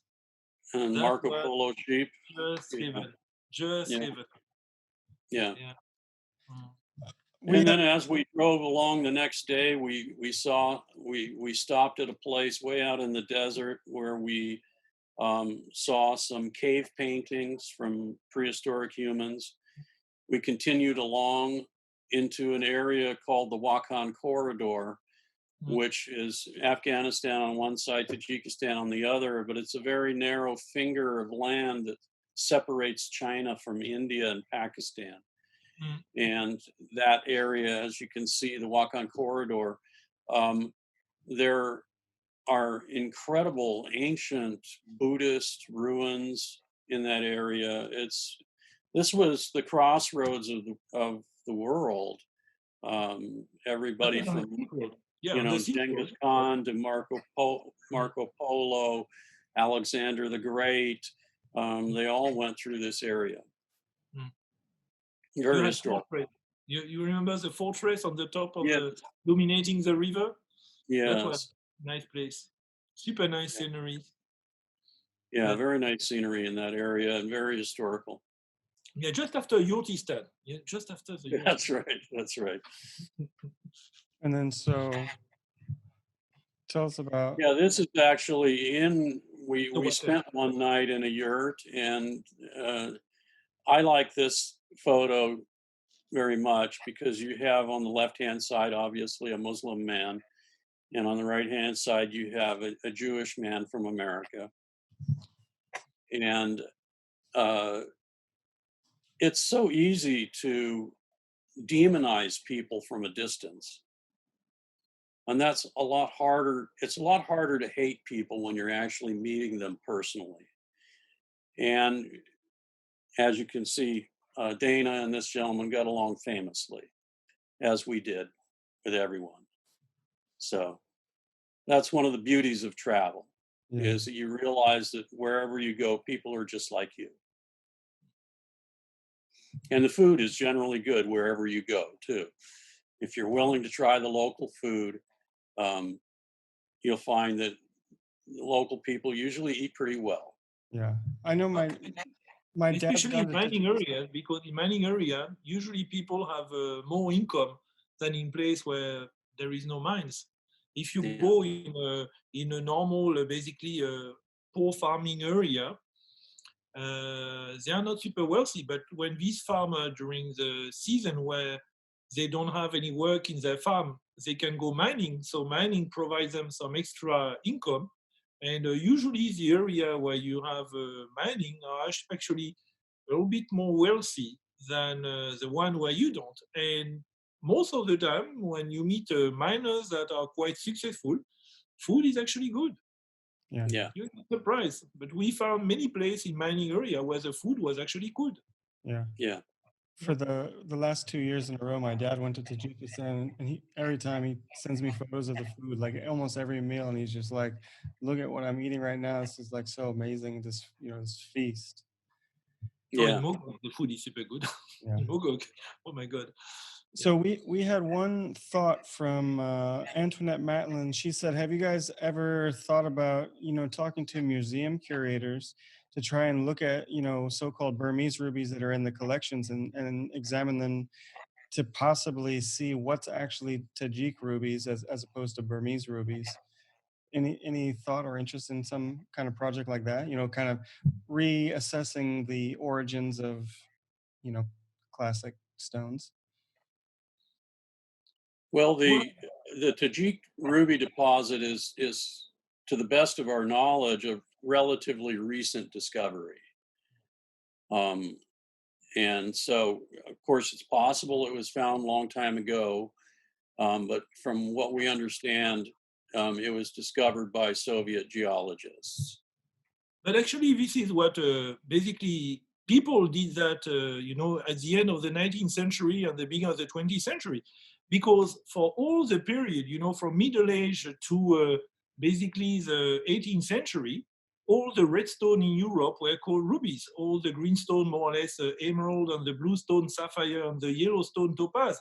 So when you think about it, which stone created the fame and the public recognition for the word ruby, I can tell you very simply, it's a stone that later, during the 19th century and the beginning of the 20th century, was identified as a spinel. And people, a king, emperor had big rubies on their crown. And the mineralogists changed the terminology at the beginning of the 19th century. And later, people found that the stones that were on the crown on all the famous people were actually not falling in the new terminology as ruby, but they were falling in the new terminology as spinel. So actually, they did. The Black Prince ruby was identified later as a spinel, but for many years, this is the stone that probably the most famous of all rubies. The Timor ruby was a ruby until they check and they say, oh, actually, in the new terminology that mineralogists came at the beginning of the 19th century, this stone actually is not a ruby. Let's keep calling it a ruby, but actually it's a spinel. Yeah. So without the stone that we call today spinel, probably the word ruby will not be that famous. Yeah. The stones in so-called ancient history, the red stones, were almost entirely garnet. I am only aware of one example of the genuine ruby that has been found in an archaeological dig that dates pre 500 AD. and that was found in Afghanistan. But as Vince has said, everything that you think of as ruby in history up until relatively recent times was actually spinel. Mm. And the old stuff, it was all garnet. One of the nice things, if you have a little torchlight, if you can go to museums with a little, like a 405 laser, you can point it at the red stones in the cases, and you can tell whether it's a ruby or a spinel because it'll glow red. And so that's one of the things that you can actually do if you're visiting a museum is take one of those lasers, and a lot of stuff is misidentified in museum collections. Huge numbers of things are misidentified. Yeah. I got a chance to go into the behind the scenes area last year in the Natural History Museum in London. And I mean, they have such a big room of minerals. They have so many more minerals that are not on display that are Yeah. hundreds of, I mean, no one's even opened them for hundreds of years. They still got tags from the, from the 1800s and stuff.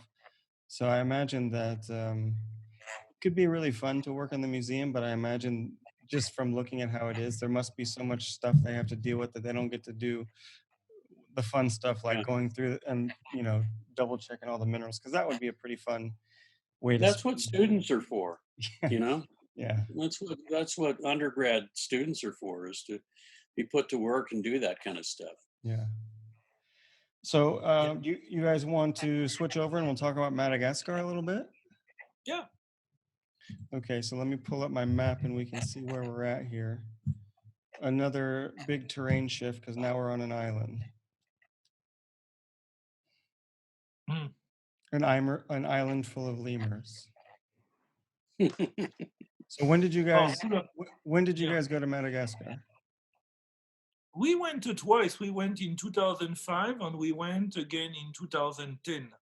But me, I'm going to Madagascar nearly every year since, not really since 2005, but nearly, I'm going regularly because, I'm doing research. So basically, you go to the new place and probably Madagascar, North Mozambique, and Tanzania are the three countries where we are the most likely to see any discovery these days, because population is growing, people are going to new place, they are making roads, they are farming, and they are digging a little bit in the ground, and then they are finding things. So there is not basically a month or two without people to tell me that actually there is a new small rush somewhere in Madagascar. Sometimes it just go for 2 or 3 weeks because the stone are actually not that great. But there is, even in a place like Ilakaka, you have 2 or 3 rush every year in Ilakaka. So people move from one village. If you go to Ilakaka, you will probably visit a village where you will find a few thousand people, and you will be probably one of the first foreigners to visit that place. Like Richard, last time you went to Ilakaka, you were able to find a place that was you never heard about. And Yeah. every time I go to Ilakaka, this is like that. Yeah. You want to tell your story about the lemurs? Oh yeah, if you want, yeah. You So had a bit of a one of these gem rush, the most significant gem rush you had probably for the past 20 years in Madagascar. 20 years ago you had Ilakaka, and now you have a lot of discoveries that happen in the northeast of Madagascar, in the place in the forest covered area east of Andilamena and Ambatundrazak. And about 3 years ago, you had one of these stories, and I started to receive a photograph, and you had thousands of people who were digging in a place that I didn't recognize. So I knew that there was something new, and there was probably 5,000 or 6,000 people mining there. So I wanted to go. And before going, of course, when I was in town, I was discussing with people, and people telling me, "Oh, you have 100,000 people there, and people are destroying they destroy the whole forest, and that, and that, and that." So in the capital city, people are gossiping, and and a story is told to one guy who tells the story to another guy, and another guy, and another guy. And basically what I tell to many people working with me is, if you don't go, you don't know. So if you want to find out the truth, you have to go and you have to witness. So it's okay to do, you do field gemology with ears. You listen to the story. So you find out that there is some things that might be interesting.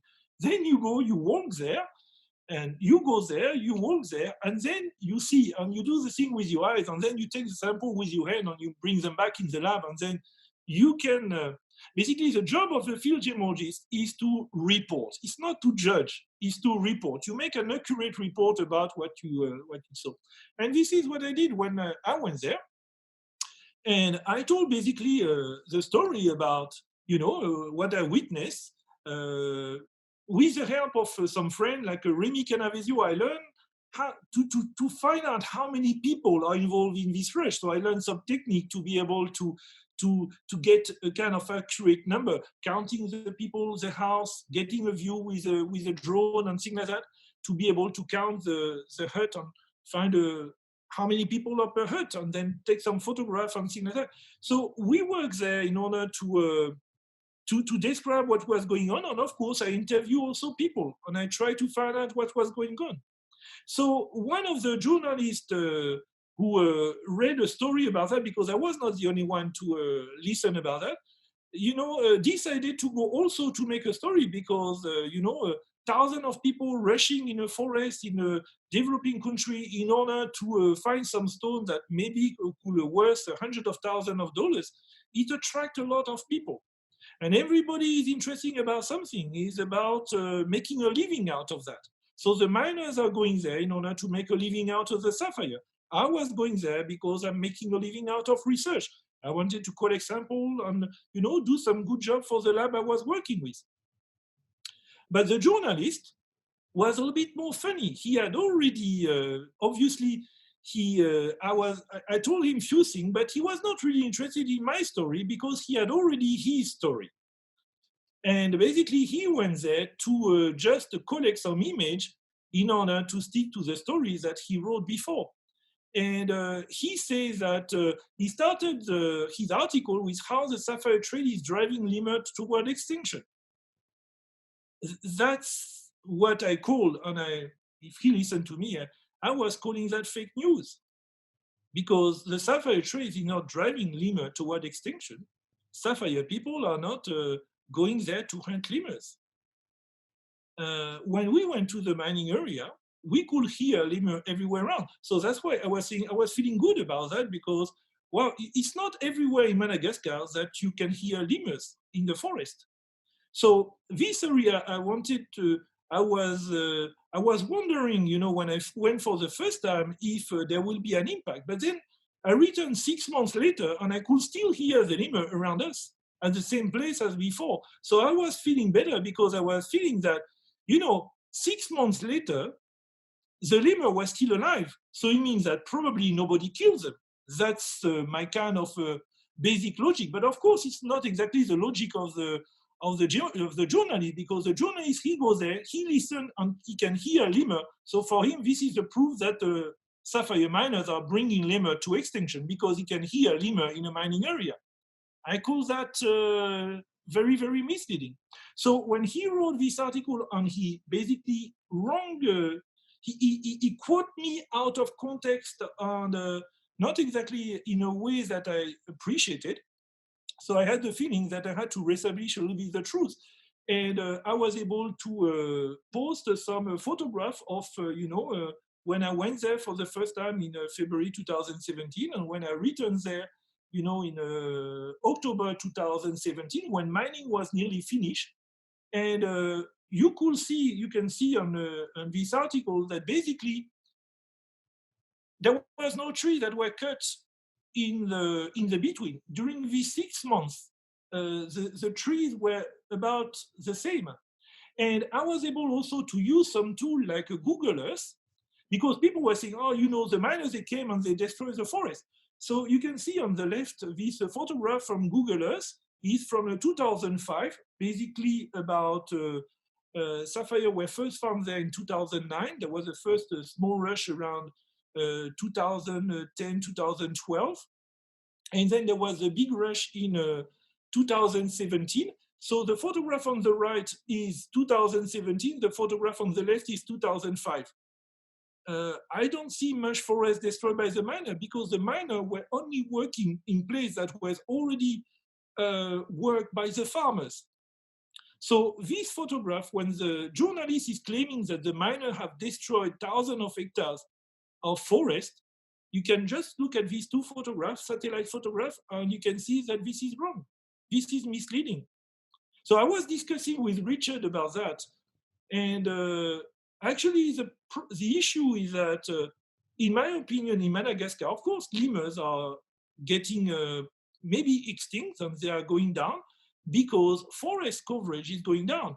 And the main reason why forest is going down is because population is growing, people are poor, they don't have a job, and basically they go to the forest areas, they burn the forest in order to grow some crops, and you have thousands of hectares of forest that are burned every year in order to grow some crops that they call that tavi, slash and burn type agriculture. So agriculture and basically poverty, in my opinion, are bringing lemurs toward extinction. But this journalist was preferring to blame the gem trade because I think it just felt better. Yeah. Because as Richard, we were discussing about, and basically this journalist was not interested to sell an article about poverty is driving lemur to extinction, because nobody will basically read that article, because this is something that people maybe write about for 30 or 40 years, so people are tired to listen to that. But to bring an article that the sapphire trade is bringing lemur to extinction, that sounds like sexy. And this is what he did. And for me, this is disgusting. I had a conversation with him for about an hour. And towards the end of the conversation, he admitted to me that if he had written an article about poverty, and poverty is killing the lemurs, then he couldn't sell the article. It wasn't sexy enough. Yeah. But when you throw Sapphire into the mix, then all of a sudden he can sell the article. It's kind of a sad commentary, but it's not uncommon in the news business. For the short story, National Geographic edited the article, the original article. They changed the title, and they changed several things about my quote. But of course, in order to give them the feeling that they were winning, they say that I admitted that actually there were some trees that were cut. Well, when you read my article about a deed and things like that, I was probably one of the first to say that I had some concern about, seeing some trees getting cut on the some maybe negative impact between a collision between the gemstone trade and conservation. And I think that this is something that is important. I hope that the gemstone trade and conservation will be able to help each other and basically be good friends, because I think that in these days the gem trade needs more allies than enemies. There are already journalists trying to sell paper with a sensational title, so hopefully the people, academic people working in conservation, if people from the gem trade want to make friends, it's very simple. We have to support conservation. We have to bring them more support than problems. Yeah. So if we want people to enjoy and to have a good feeling, wearing stone and wearing a piece of jewelry with a stone from a place, I think the best thing we can do is to associate this stone, this jewelry, and basically our business with a positive project and positive ideas that happen around the place where the stone are mined. So for me, I'm interested in conservation. Other people are interested maybe in education. Some other people are interested in health. But, whatever, I think that the best thing you can do with a gemstone is to associate this stone to a positive idea that is taking place near the place where it is mined. Yeah. I just want to show you a book written by an anthropologist named Andrew Walsh. Mm-hmm. And he lived for a year or two, I believe, in the northern Madagascar, nearby a sapphire mining village. Mm. And there's a lot of stuff in this book about his experiences with the local people in that village. And one of the more poignant points in the book, he asks one of the miners, he said, why do you go into the national forest to mine sapphires when you know it's forbidden? And the miner said, because I would rather die tomorrow than today. And that's a choice that a lot of people face in the world. And it's a choice that people have always faced. And so if we really care about ecology and that kind of thing, we have to give people choices where they can actually do better by protecting the environment rather than destroying it. United States, of course, has refused to sign the global warming accords. The United States uses a disproportionate share of energy resources, and they've done that for a long, long time. And I'm not trying to single out the United States, but I'm just giving that as one example. If you're going to ask other people to make a sacrifice, you have to make a sacrifice yourself. I agree. This, many people, for example, are saying, what are the government doing? What are the big company doing? Or, for people who want, for example, they want a stone that will be traceability and responsible. Basically, they want to be sure that everybody from the miner to their hand did the right thing so they can sell this stone. Mm. Well, I think that this is super tough for the miners, because for me, I have an admiration for miners. After 20 years going around visiting mining areas, miners, big and small, for me, they are target. They are easy target for many things because they are in one place. People are thinking that they are making millions because they are working with rubies, with sapphire and things like that. And they are potential target from sometimes, from policemen, sometimes from thugs, sometimes from administrators, and sometimes from their own family who are thinking that they have money. So miners have a very tough time. So all the time, pointing on miners that now also have to bring a positive image of the industry. This is very tough. When all the other people, basically nobody care. And the fun part is there is something in gemstone definition. Is gemstones are durable. So it means that, for example, the Black Prince ruby, had many different owners. You can read about it. History, he went to the King of Granada and the King of Spain and then the British crown jewel. But gemstones are durable, and many gemstones in our trade were mined many years ago. So if you're in the trade, for example, in Paris, in New York, and you want to find a nice stone, there are many stones, for example, they are coming from secondhand. And for this stone, as soon as the previous owner died, you don't need any more traceability to the miner. But if the stone is coming from a mine, you need a full list of paper, and you need to find a way that, is it a responsible stone? Yeah, it's maybe a responsible stone because nobody died yet from between you and the miner. And this is where is the hypocrisy. For me, this is so unjust to put all the pressure on the miner, on the stone that are mined, that will be mined tomorrow, because all the second-hand stones are not playing with the same rules. Yeah. This is, and miners are in a very difficult situation, and it's putting them in a double difficult situation because they have to do the good thing. If they don't do the good thing, they are the bad guy. And even if they do the good thing, or they probably do the good thing because this is bullshit marketing and they want just to look like the good guy and things like that. Whatever the miners do, they are in a tough situation. But if the previous owner is dead, or it's a stone that is coming from the succession, no need to have all this traceability and stuff like that. And actually there is, when you look at fine quality rubies that are in the trade or fine quality sapphires, like top quality, what is the percentage of stones that are actually coming from mines? Very few, a very small percentage.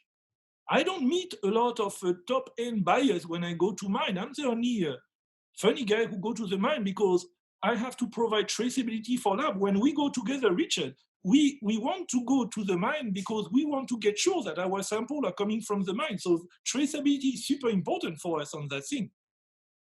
But many of my friends, for example, from Sri Lanka and things like that, they tell me that actually currently, if you want to find a good sapphire, you better go to Japan. Because Japanese people who bought sapphire in the 1970s or 80s, now they are passing away, and you can find a lot of good sapphire to buy in Japan. There is more good sapphire probably to buy now in Japan than in Madagascar. And you don't need to have all the problem with traceability and things like that because the stone are coming from somebody who died, so it's okay. It's easy. It's more easy to trade stone coming from somebody who died, somebody who divorced, somebody who have debt, somebody who had faced a disaster.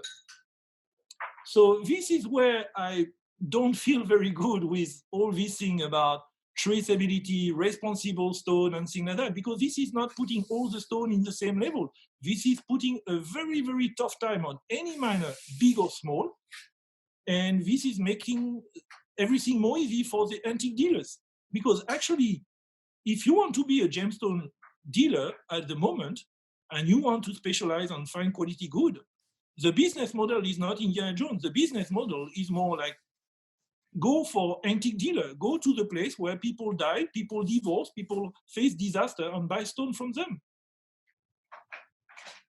I guess that, for example, for diamond, Saudi Arabia, people in Saudi Arabia, you know, in the 1980s with the oil price and things like that, 1990s, they bought a lot of diamond. So now, when you think 40 years after, these people are going to die. So I think that Saudi Arabia is probably becoming the biggest fine quality diamond mine or diamond source for the next 20 years because all these people will die. And I'm not sure if their children will want to keep these 50 carat, 100 carat diamonds that their father or their mother had. There will be a lot of diamond to sell in Saudi Arabia, I think, in the next 10 years. Mm. And what about traceability? What about responsible stone? Yeah, I remember when the U.S. gem trade decided to boycott Burmese gems, and it shows a serious lack of understanding because many of the Burmese gems were actually smuggled out of the country by people who were fighting against the military junta. And so they were trying to hurt the military junta with this boycott, but actually they were hurting a lot of other people who were completely innocent. So these are complex questions. It's not easy to find simple answers for these things. And you have many Burmese rubies that were in UK because England, invaded Burma during the colonial time. And these Burmese rubies that were in London had probably nothing to do with the Burmese military government because they were out of the country for many years. So, but this thing about responsible, ethical, and things like that are coming from agriculture industry, from coconut, from chocolate, from cotton, and things like that. And this is a business model that is having an influence on our industry. But because our product is durable, it survives, gemstones survive generation on generation. These business models that are based on, when you think about it, the idea about fair trade is you have a consumer and you want to be sure that the producer will have basically a fair amount, will be paid basically fairly. The guy who is producing the chocolate or the bananas or the coffee that you will consume. So the idea is it sounds very good, you know, when you think about an agriculture product that is not durable. But when you translate this concept to a product that is durable and that can be passed from generation to generation, actually is bringing a very complicated task on a lot of burden on miners. Because small-scale miners who don't have a mining license or who are not formalized, basically, they are excluded to that because they're still maybe not legal. So there are many, they have to be formalized. They have to bring paperwork on that, on that. So it's actually very complicated for many people to go to that. And for the big miners, they have to make so many things in order to look good that, you know, and then they become target also. So it's complicated. And I met in many places, when I visit mine, people, the last thing they want when they are miners and when they are quite successful, the last thing they want is people like me to say, oh, this place, this miner is very successful. Actually, he has many, many good stone. Because suddenly, if you say that my place is producing good stone, I will become a target. People will think that I'm rich. So maybe the chief of the police will come after me, maybe some politician, or maybe my brother or my uncle or my cousin. So you go, you do your, but you don't, please don't, and I'm not speaking about mines in Africa. I'm speaking, for example, I learned that during my early days, especially in Burma. In Burma, most of the Burmese miners I visited, the last thing they wanted is me to say that their mine was good. Because in Burma, maybe Richard, you remember, at this time, the mining lease was 3 years. Every 3 years, your mining license is going on auction. So if people think that your mine is good, somebody will come with more money and will take over your mine. And then you lose your mine. So the last thing a miner wanted was somebody else to think that his mine was valuable, because then it was the end of his business. Yeah, I can remember visiting mine after mine after mine. And every time I visited a mine, I would ask the mine owner, how are things going? And he said, oh, we're just doing some test digging. Yeah. Nobody ever had any production. It was all testing. Exactly. No, we are testing. I remember being at one particular mine and I said, are you finding anything? He said, no, we haven't found a single thing. And then I turned around and there was a Kanese guy. He opened up his mouth and he had a few stones on his tongue. That is a classic thing, for example, in Burma. The second classic thing is when, remember, we went to some mines, for example, in Kenya, and many of these mines, they just look like a dump yard. You have rusted things, and the miners were wearing a shirt that are, you know, you wonder what are they doing with their shirt, you know. they are playing, you know, they are trying to make a competition about who will have the, you know, the worst shirt ever. Yeah. And I asked to some miners, you know, why, you know, you see, when I go around and I take photos of the mine, this doesn't really show a nice image of the mine.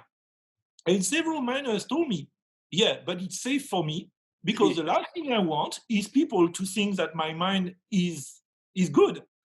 And if I start to, you know, give new clothes to my miners and to put them helmet and to have a mine that look well organized and things like that, people will think that I have money. And the last thing I want is my neighbors and the people around to think that I have money, because if they think that I have money, I will become a target for them. Yeah, that reminds me of Mark Twain, and he had a few definitions for a mine. I remember a couple of them. What is the definition of a mine? It's a hole in the ground owned by a liar. Or and surrounded by jealous people. And surrounded or it's a hole in the ground that you throw money into. Okay. And at the end, you remember when we went 2009, one of the only guys that had a mine that well organized, well done, and things like that was Campbell Bridges. And what happened to him in 2009? He was assassinated because of jealousy about mining license and things like that. Yeah. So many miners then in the area and in all Eastern Africa told me, you know, Vincent, I just don't want to finish like Campbell. I don't want to finish like Campbell. I don't want too much trouble. So you can come take some photograph, but don't hype. So this is the difficulty. I understand that fair trade or the responsible thing are nice, but sometimes when you bring, you put somebody because you like somebody, you enjoy with the miner, you become friend with the miner. You start to share photograph of him and say, I'm buying stone from there and I'm doing that for him. Yes, that's nice, but you can generate some jealousy. Maybe his neighbor will become jealous, and maybe in 3 or 4 years he will get killed. I know several miners who were killed because of jealousy. Yeah. Is it responsible to put a target on the back of somebody just because you want to show that you are the good guy and you are the ethical dealer? So you take a photograph of your supplier, you put it on internet, and you create jealousy around him. Is it something responsible? Yeah. So when he will be dead, you will think about that again. All right. So next topic. Well, a question just came up, and I know it's something that we already had meant to speak about a little bit, but so maybe we'll just jump in there now.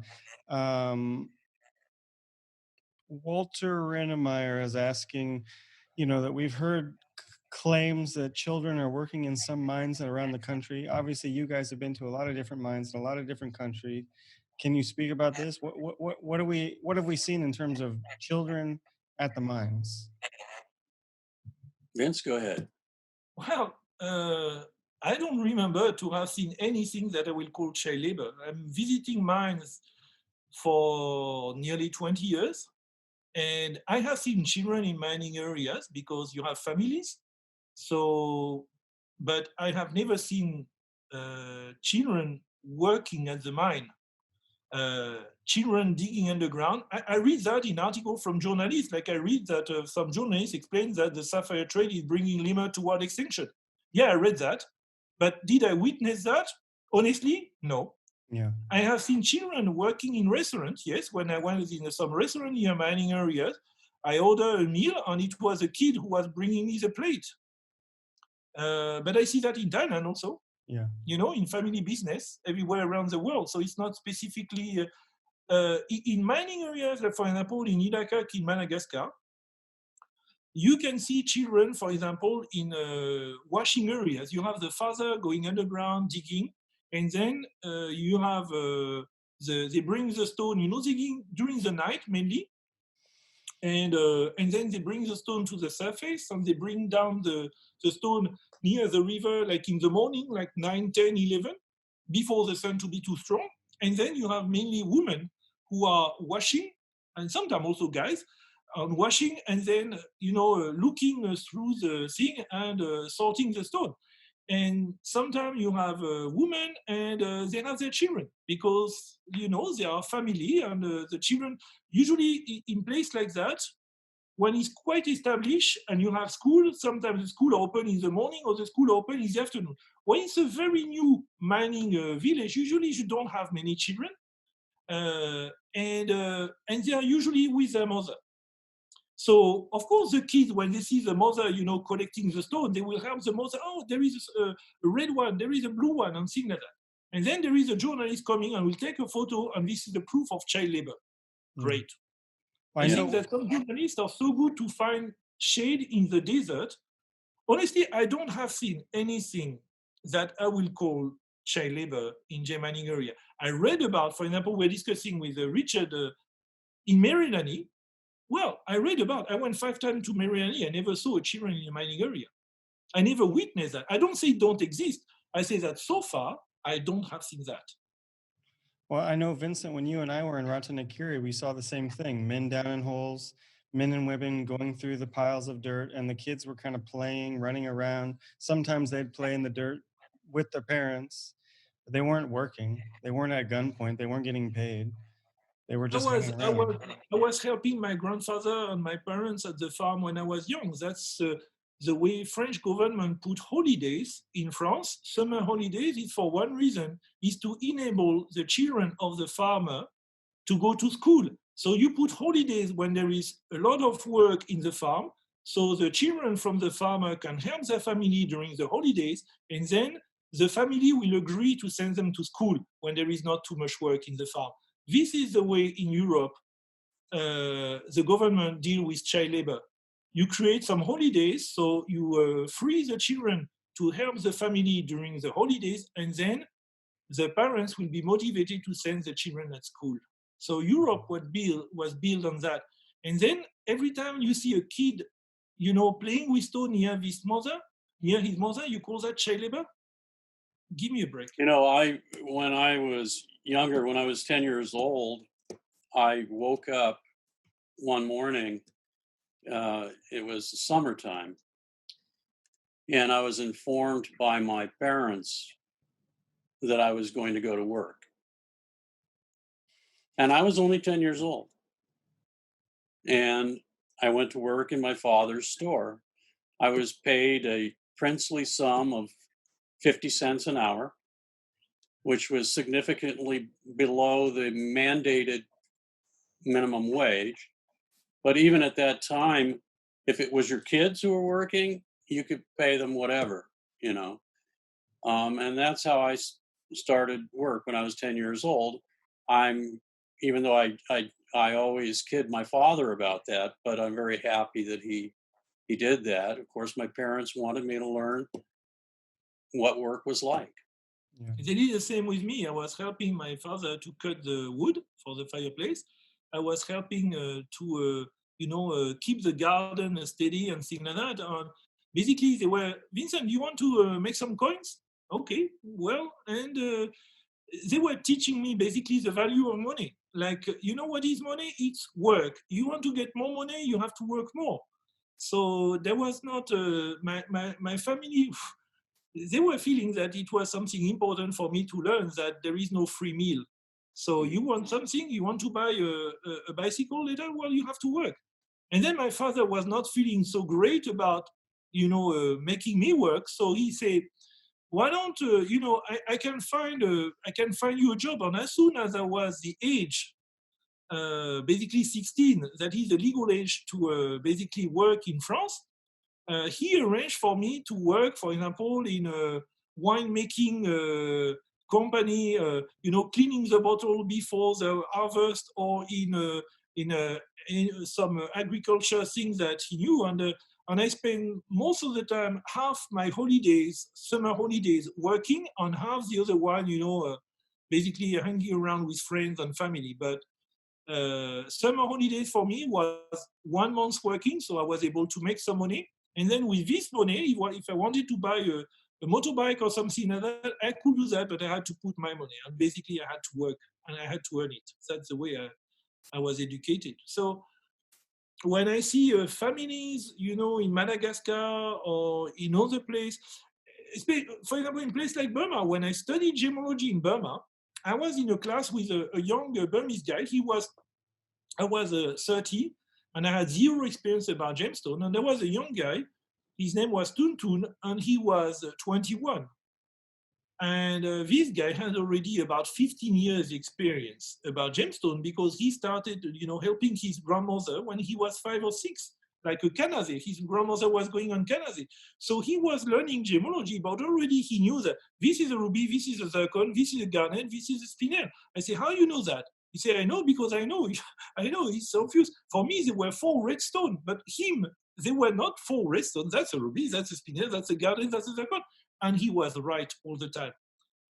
So was it something bad for him? He was able to go to school, but he learned basically his family business with his parents. And in many places around the world, there is no school for you to become, to learn about this profession or that profession. In many places around the world, basically, the school, if you want to become a farmer, well, you study with your father who is farmer. If your farmer is a miner, you will learn about mining. And several of the people I met, for example, in Tanzania, Abdul, who was our guide, where did he learn the gem trade? Did he went to any gemological school or any school about a business and things like that? No. He learned with his father when he was 14 or 15, after leaving school. He learned with his father, and this is the way he became a good professional. Mm. Yeah. So somewhere, I hope that, you see, for example, in Madagascar, there are many people. I hope that the next generation of people in the gem trade will benefit from the knowledge of their father or their grandfather, and you will have, this is the way you will build a healthy industry there. If local people can succeed, if people, can go from miner to broker, from broker to master dealer because they get more experience, and if they can transmit this experience to the next generation. And then, of course, you can accelerate that if people learn to read and if they have access to knowledge that is coming from outside. Like, for example, thanks from people like you who have written a book about ruby and sapphire. You know how to read. Your father was not able to read. Now you can go on internet, you can get a book, and like this gentleman, in Tunduru, you can get access to more knowledge than just the experience of your ancestors. Yeah. And for me, great. And so Adolfo's asking, what do you think about like the blood diamond story? Was this another journalist sort of thing, or this was more that was something that was really going on? Again, I don't know. I'm not in diamond. I never visited a diamond mining area, so I will not start to comment on things that I have no idea about. Yeah. Now, I found the movie interesting, but it's an interesting movie. People know more about diamonds. They learn about something. Then at the end, is it good? Is it bad? Is it really? In the movie, actually, the guy who found the diamond, at the end, he survived, and he is able, to bring his family in England and to have basically a good life. So at the end, the story is positive for the African guy who was able to find the diamond. So when I look at this story, I say that, well, the guy who found the diamond at the beginning, at the end, he's still alive, and his family is in a good condition. So I will say that the movie is quite okay because of that. But in reality, I'm not sure if all the people who find a diamond were able to make a. I So have thought a lot about that issue, and I've talked to a lot of people about it. And some of the smarter friends that I have suggested that the issue was far more complicated than what was the way it was portrayed. You had a very large company that had a monopoly on diamonds, and then you had huge deposits that were discovered first in Australia, then in Canada, and also in Russia. And when the Soviet Union disintegrated, you had a large stockpile of diamonds that were threatening to come onto the open market. And so what do you do about that? And one way was to demonize the diamond production of certain places. I spoke to a gentleman who was part of the Kimberley process. Every country has representatives to the Kimberley process. And I spoke to him and I asked him, what is your opinion on the diamonds from Zimbabwe? I found it very odd that the trade so quickly demonized the diamond production from Zimbabwe. And what's the story on that? I'm not in the diamond business, but I'm suspicious. Anytime so many people become united so quickly behind something, I'm very suspicious. And he said, well, that was because the diamond trade was afraid that there was going to be a huge oversupply of diamonds. And so how do you deal with that oversupply? Well, you demonize the diamonds that come from that place.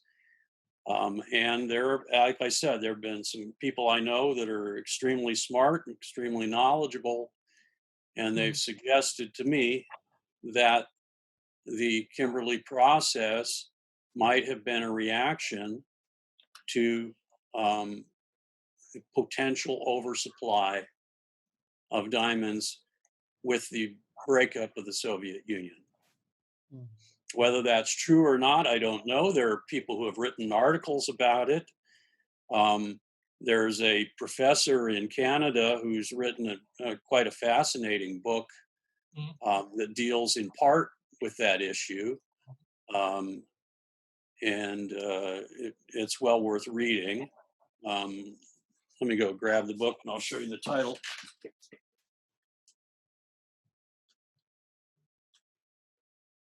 Yeah, this is, anyway, diamond, gold. I don't visit this place, so my job is to visit mining areas and to report what I see, not to start to have opinion. My opinion doesn't matter.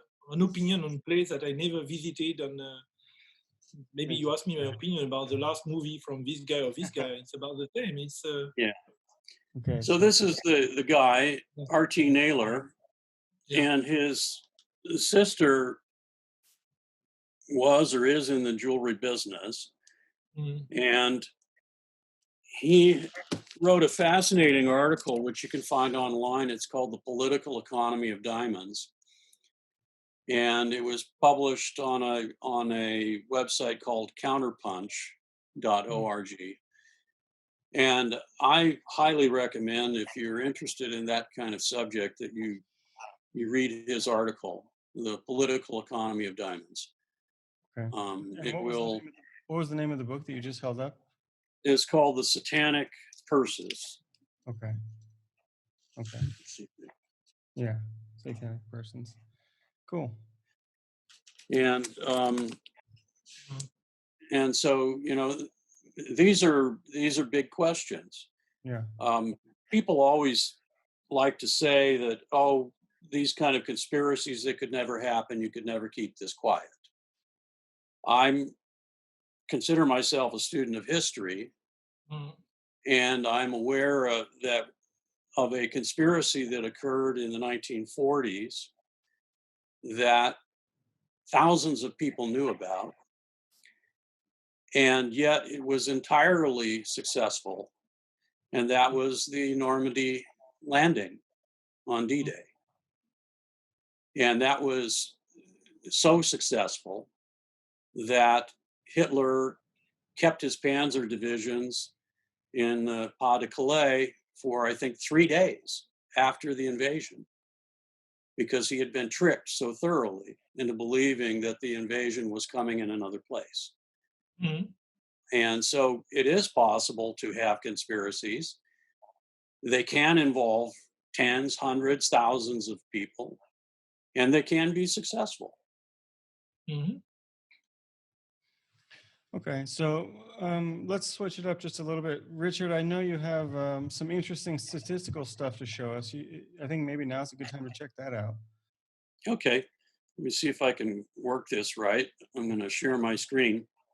There's a guy who sadly passed away, who started a website. He was a statistician and a development person. He worked a lot in the developing world, and his name was Hans Rosling.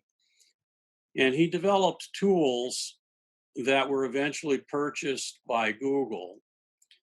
And one of the tools is called Gapminder, and his website is called gapminder.org. Sadly, he passed away a few years ago. But if you want to watch a good speaker in action, you can find his various lectures on his website or on TED. And they're very exciting to watch.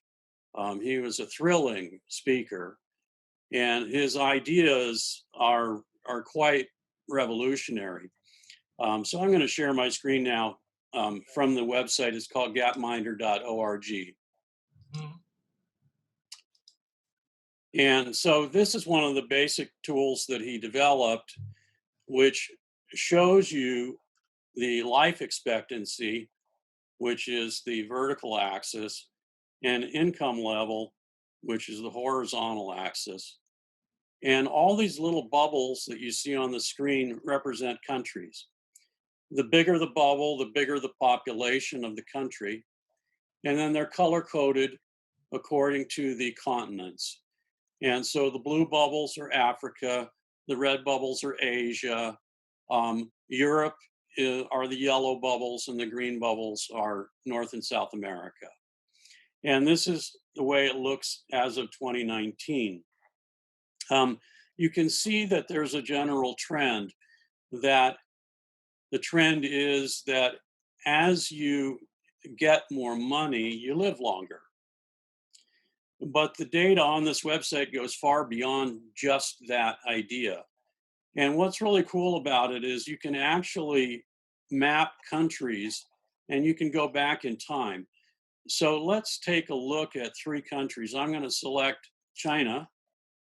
Okay. Whoops, sorry about that. Yeah, China. And then let's take a country in North America, the United States. And if we can take a country in Europe, let's take France, for example. Here's France. And then let's take a country in Africa. We were talking about Tanzania before. And so let's take Tanzania. And so this shows these countries and where they are today in terms of life expectancy and their income levels. But what's really cool about this is you can go back in time. And so we can go roll this back and we can see how it was in previous times. And it's so easy, you know, when you read the news, it's so easy to think that a place like Africa is a complete basket case. But let's take a look at the year 1900. Okay. Here's the year 1900, and you can see that in 1900, the average life expectancy in China was about 32 years. And you can see Tanzania was about 33 years in 1900. France was 47 years, and the United States was 49 years. And this is where it gets really fun. There's a play button here, and you can watch how this changed over time. Let's just hit it. And you can see that China's going, oh, look, China dropped tremendously. And then China's going back up. The United States is headed up. France dropped, and now it's back up. And let's just pause it right here, 1998. And it's really incredible to see that if we look at China, it actually started in 1901 at 32 years, and then it dropped all the way down to 22 years in 1918. Well, what happened in the meantime? Well, there was a war. The Chinese Revolution happened, and there were all kinds of bad things happening in China at that time. And then it really didn't start to progress until the Chinese Revolution happened, where Chiang Kai-shek was defeated. And so even though China had some really problem times during the Great Leap Forward, you can see that even though China's income was not increasing, the life expectancy was increasing. All the way up here until we look at the death of Mao Zedong in, I think, 1975, 76. And you can see that China made tremendous progress from the 1940s to the 1970s, even though people weren't making a lot of money. And since then, it's gone up at a slower pace. You look at Tanzania, and you see Tanzania went almost nowhere for many years, and then it jumped up, and then it got to a point up here, all the way up to 1987, and then it went back down. And what happened there? Well, you had things like the AIDS pandemic. And so if you look at these kinds of statistics and you look at France, and you can see a similar pattern, Okay. You had the No, flu pandemic, you had World War One. Okay. And so 1901, it was here. 1918, it dropped all the way back down. You had war, you had pandemics, and then it started going back up. United States, you had the war, but it was not as big a deal. You did have the Spanish flu pandemic, and that caused a lot of trouble. But the United States has gone up since then. And so we can continue this on to the present day. But I want you to look at Tanzania. Tanzania, the life expectancy today is almost 70 years. The United States life expectancy today is 78.5. Even though the United States income levels are hugely greater, but the United States has not spent their money very well, and that's why they are sort of an outlier in those terms. But in Tanzania, they've done very well health-wise, even though they have very little income. And so development in societies is a very complex thing. The things that really set it back are war and diseases. And we're seeing the disease part of that today. And that's going to have a huge impact on the world. But the other thing that really is terrible for a place is war. And so if we're hoping to make people's lives better, one of the best things we can do is try to avoid wars at all costs. And I've seen this up close and personal because I've lived in Southeast Asia since the late 70s. And I have watched what has happened in places like Burma and Cambodia and Vietnam and Laos, where they were at war for very long periods of time. And it was a terrible thing. And even today, Burma, the war continues. And it's had a tremendously bad negative impact on the country. And so development is a complex thing, but there are general trends that you can see. And the two takeaways from this is that we need to avoid pandemics and we need to avoid war. It's going to be interesting to when we can go 5 years ahead and see what this graph looks like from 2019 to 2025, and we really can see the effects of what's going on right now, and how much it's going to affect this, slow rise. Basically, 100 years ago, I should be dead. This is what I see. A French guy, 100 years ago was not living about 45 years. Yeah. I'm 51. I should be dead. If I was So at the even time of in my countries, grandfather, I should be dead. Even in countries like Tanzania and many other African countries, from a distance, it may seem like everything is terrible, but actually, tremendous progress has been made in many of these places. We shouldn't dismiss it. And the other thing is that this is not a zero-sum game. There isn't a set amount of money that has to be divvied up. If a country like China becomes more wealthy, it doesn't necessarily mean that a country like France or the United States will become poorer as a result. And I think that's another important thing to consider. Yeah. So let me bring in a question from the audience right now, because it's somewhat related to you, and just in terms of talking about the future and the past. Mubashir Mansour has asked, from your guys' experience and the changes that you've seen in gemology, over the last few decades, how do you see the future of the gem trade, in terms of just based on your own vision, but also like in terms of your dream as well? How do you see it? What would you like to see it as, ideally? Vince, you want to take that one? To Richard first, yeah. As the business owner, maybe you have a more vested influence. Well, I think that people have always collected gemstones and jewelry.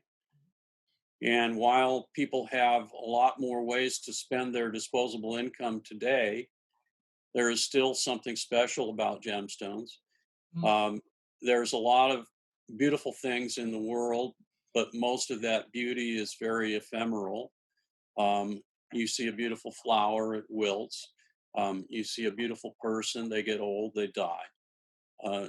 Gemstones are one of the few things that have this lasting power, and they can be handed down from one generation to the other. We talked about the Black Prince's ruby and all the hands that that's passed through. So I think that people will always have a fascination with gemstones. There was a period when there were so many treated stones in the market that it looked like the natural stone might die, and I personally was afraid that it could die. That has changed dramatically in the last 10, 15 years. And today there is more and more demand for natural stones, and the prices of natural stones have gone up tremendously. And of course, there is also, because of all the different treatments and the synthetics and the imitations, there is more demand for skilled gemologists. And so I think gemology has a very bright future because of that. Vince, you have some comments? Yeah, I think that if you had told me basically 30 years ago that I will spend money to buy gemstone, I will have looked at you and say, are you crazy? But then I read about gemstone, I found your book. And after reading your book, I started to travel and to go to a place where you had gemstone. And when for the first time, you see a fine quality gem. And for me, I was lucky. My first field expedition, the first gem mine I visited was Namia in Myanmar. And I was with a gem merchant called Henny Englisher. And he was there because he said, oh, there are some super bright, super nice spinel at this time. And they are great. And then I saw the stone, and I think this is the first time I saw a super, something that really touched me. When I saw the spinel from Namia, that was love at the first sight. And then I understood why people will put some money and will start to treasure that, because the combination of the beauty of the stone plus the exotic thing about the place. We had to go, Hemi and Ted went on elephant in order to go there. The whole thing about it, we were the first foreigner to go to this place ever. It was just wonderful. And since then, I have a special feeling for this spinel. Again, spinel was the first stone I had some interest with. So, at one point in your life, you will cross your path with gemstone, and maybe before to have crossed that path, you will not consider, putting money on a gemstone. But after that day, you will say, well, I would like to have one, and I'm willing to put some money, because actually this is true, what you say. Gemstones are durable. So if you want to give something to your children or to your grandchildren, if you have a house costs the money and maintenance to pass to the next generation. A gemstone doesn't need that. Actually, you don't own a gemstone, you are just a carrier. The gemstone is going from an owner to another one, and a gemstone like a ruby or a sapphire can go for 500 or 600 years and it will not change. A ruby basically don't burn. A diamond will burn at more than 1,000 degrees in the air. An emerald will break if you put an emerald in fire. Your car is burning, you have an emerald inside, probably your emerald is gone and your diamond will be gone. You have a ruby or a sapphire in your car. Maybe a lab will say that it's heated after that, but your ruby or your sapphire will survive that. Your house is burning, your ruby will survive. So you can pass a ruby or a sapphire to the next generation. This is what the Burmese told me. Burmese people, it's unbelievable, but when you speak with the wealthy Burmese people, there are many wealthy Burmese people, they consider that this is a normal thing to put 50 or 60% of their total wealth into rubies. I don't know any French people who will consider that, oh, I will put 5% of my fortune in gemstone. But Burmese people will do. And some Thai people will do. And Chinese people will do that for jade. So there is something when I moved to Europe and I met people in Asia that had completely different set of ideas. And when the first Burmese people told me that, oh, if I have money, I will buy some rubies. Well, I was thinking, no, I'm French. I will buy a house, I will have a nice house. I was thinking, no, house is too expensive. You have to maintain, you have to clean it and things like that. I will have a ruby and I will hide it somewhere. And then, if I have a problem, that ruby it's like a wish. It's something that will help you to solve a problem. Or you will give that to your son or to your grandson. And you will give the possibility to your son or to your grandson to solve a problem somewhere in their life. What can you do when you are a rich old person and you want your grandchildren to have a good life? For a Burmese guy, you give them some rubies. Then they want to go to university, they sell one ruby. They are sick, they need to go to hospital, they can sell a ruby. You will not be here anymore, but you give them something that will help them to be able to maybe survive a war, to get great education if their son is very clever and they want to invest in that kid and send him to the best university in the world. They will be able to do that because you transmit a ruby to your children or to your grandchildren. So this is what the Burmese told me, and I found that this is fascinating.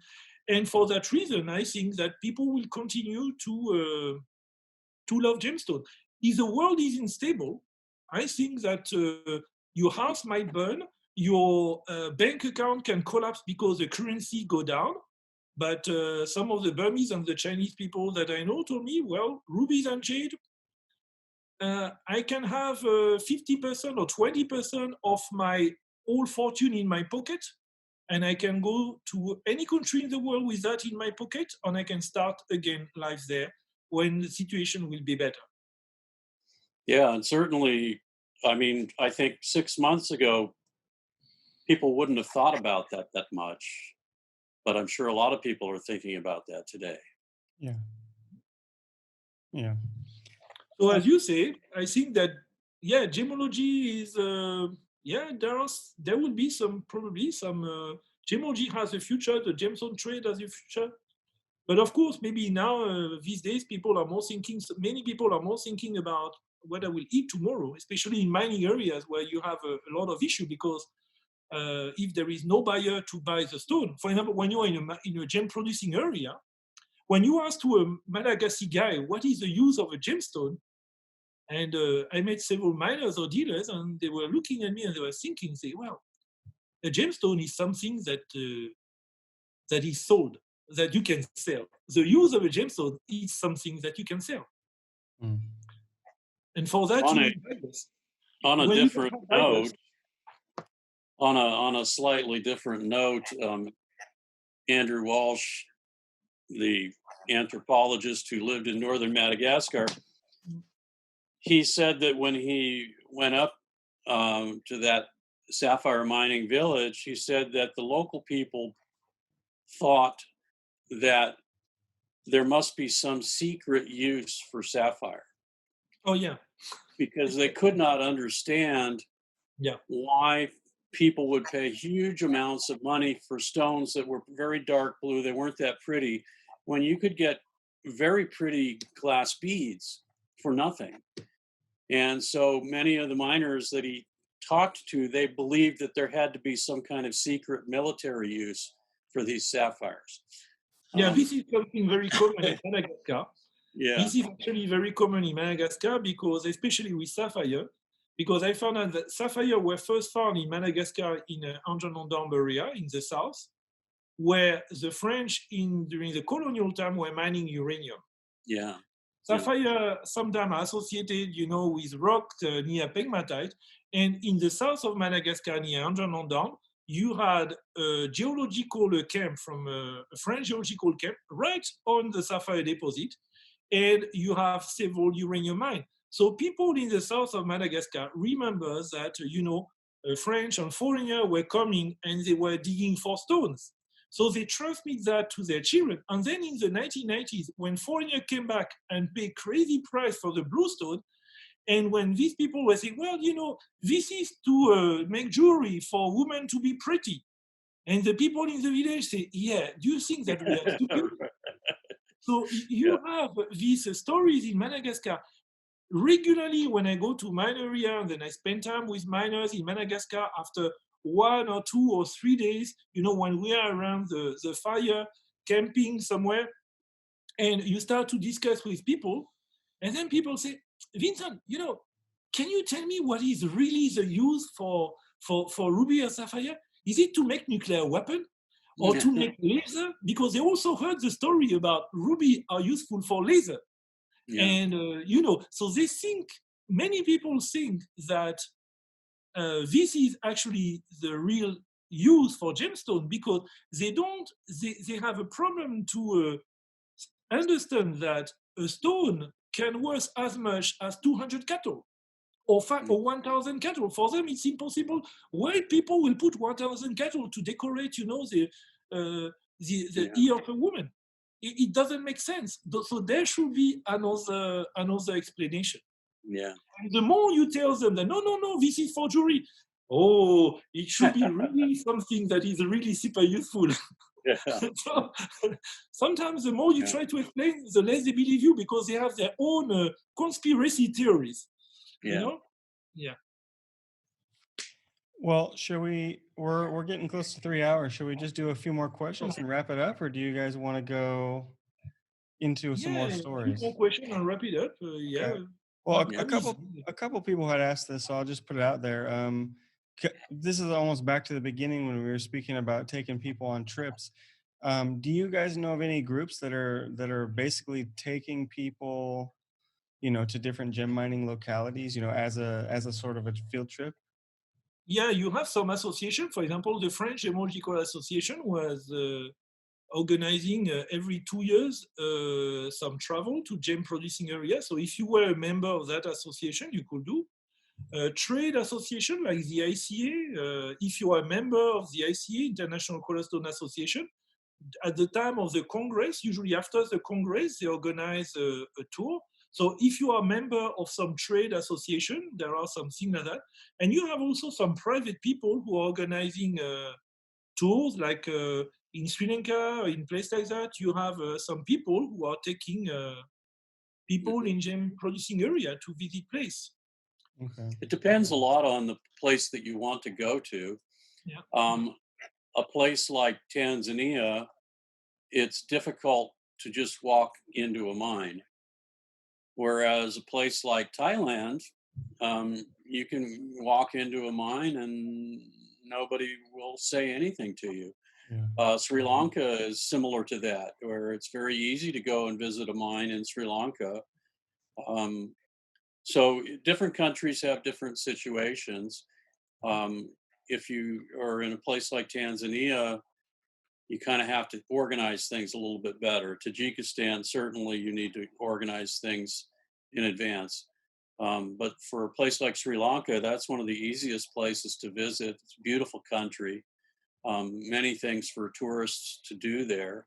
And there are gem markets in various places in the country and many gem mines. So if you want to kind of get your feet wet, Sri Lanka might be one of the nicest places to visit. Yeah, and they speak a lot of English, which makes it easy if you've not. Exactly. Yeah. I know And it's expensive. Mindat does trips sometimes. They did one to Mogok a few years back. AIGS sometimes does either a Sri Lanka or a Mogok trip. Just trying to think of any other ones that I've seen. I think the Australian Association occasionally organizes trips. So if you're interested in that kind of thing, contact your local gemological association and see if they have anything going. Those are all possibilities. Okay. So I'm just going to do 2 more because these are both focused on the future, and I kind of like where we're going in the conversation right now, just looking ahead. So this is a follow-up question to the previous one, talking about, where is gemology going, or where's the trade going? Where do you guys think, as gemology progresses into the future, where do you guys think it should, like, what direction should it go towards? More towards specific topics like origin or treatments, or, you know, whatever. What do you guys think? Where should it go if we could manipulate it I or think influence for lab, because we are both working in lab, as soon as you have a difference in value between basically a natural ruby and a synthetic ruby, a natural ruby and a treated ruby, a ruby from one origin and a ruby from another origin, there will be a need for a third-party independent opinion to say that, in my opinion, this is a natural ruby or a synthetic ruby, this ruby was heated or this ruby was not heated, and this ruby is coming from here or this ruby is coming from there. So as soon as there are some difference in value between two products that look similar,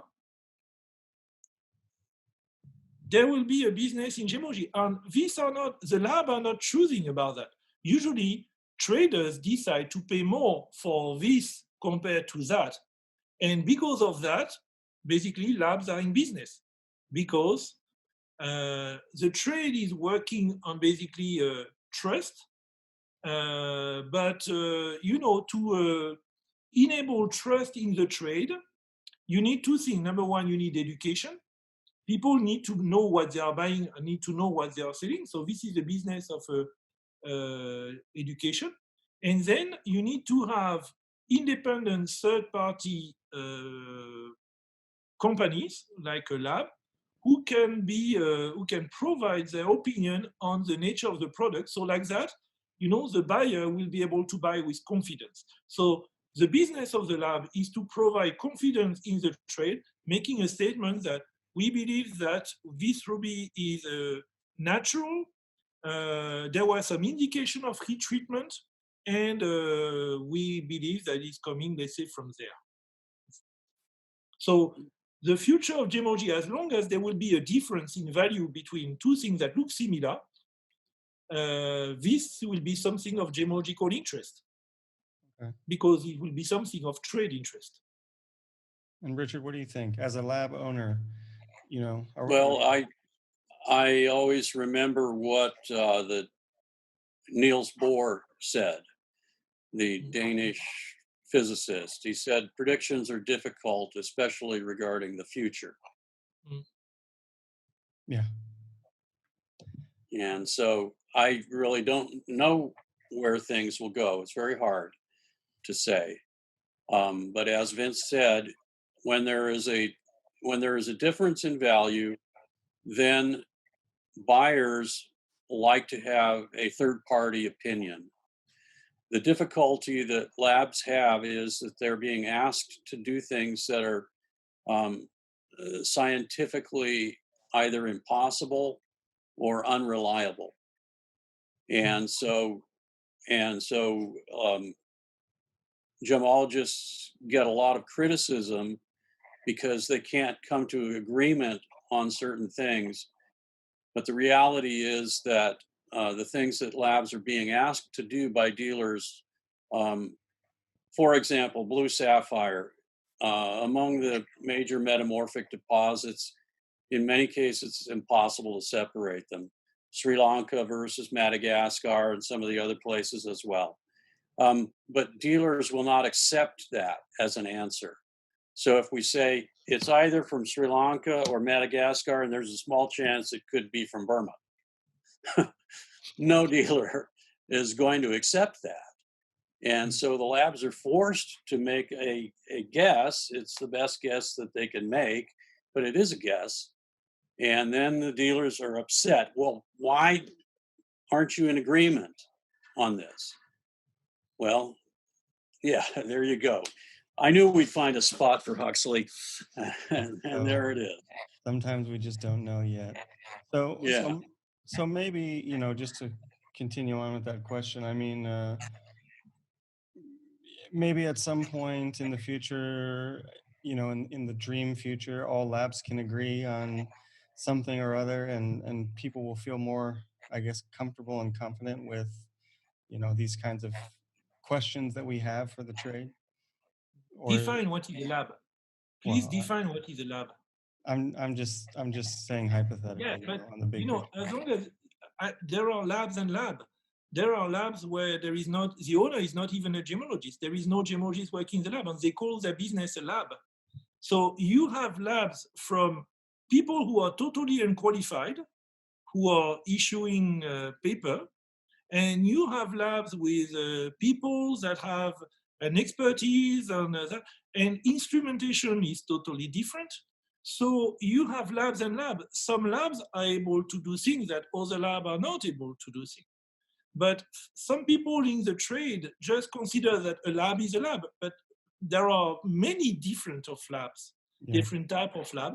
There are labs with honest people inside, and there are labs also with some people that are not super honest. So in that I don't call that a lab, I call that maybe a printing factory or something. But define what is a lab. So as you have different type of lab, do you think that all lab will agree?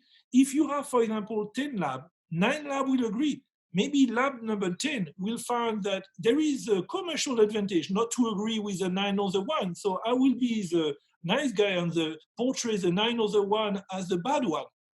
So do you think that the 10 lab will agree with each other? Reality is, I don't think so, but this is to the consumer to choose which lab he will work with. Yeah. And basically, this is a free world. You can work with any lab you want.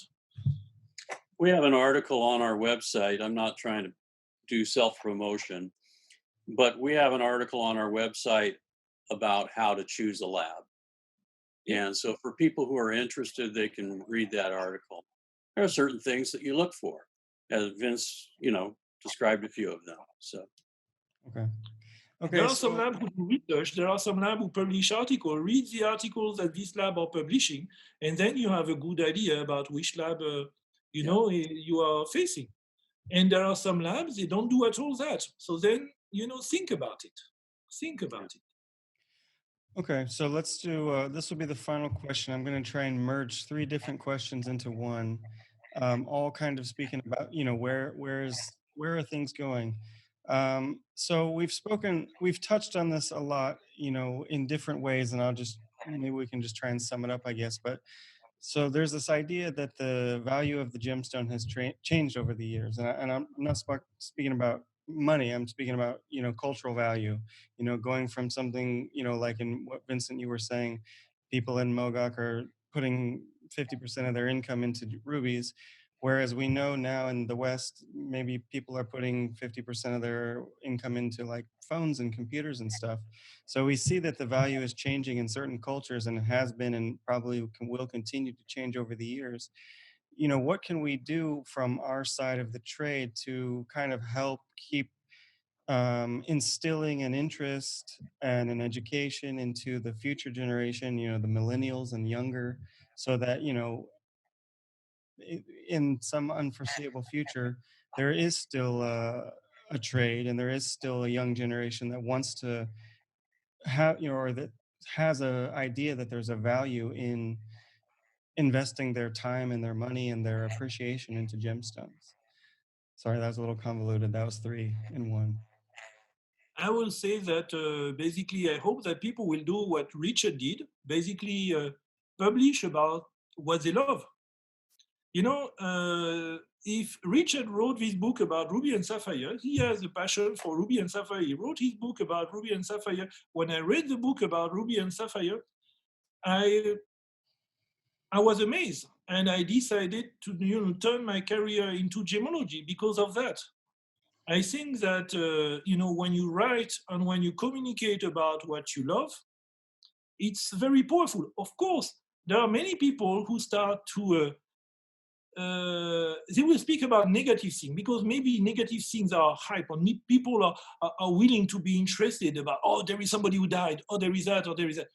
But I think on the long run, if you want to help the industry and if you want to help the people, in a gemstone producing area, you have to focus on the positive thing, on the beauty of the stone, the beauty of the place where the stone are mined from, and the beauty of the people, their culture. What I like with origin, with gemstone origin, is what basically I say that when origin matter, what is happening at the place or around the place where the stone are mined start to matter, and people become curious. And this is bringing, people from the consuming side to get an interest in what's happening on the other side of the planet, and this is positive. So if we can try as an industry to try to make the life and to try to make the thing a little bit better, in this place where gemstones are produced, I think that we are going to do a pretty good job for the next generation, because we are bringing positive stories that will make people feel better with the stones that they have. Mm. That's good. And this is what you did, Richard, and this is basically what you teach me. Focus on positive things, interesting stories, and let's write about that. Yeah, I think that we do have to become storytellers. When you recite a bunch of dry facts, people have very low retention for that kind of information. But if you can wrap a story around it, people will have a tendency to remember it. When people buy a gemstone, they're not just buying the gemstone itself, but they usually have an image in their mind of the place where that stone comes from.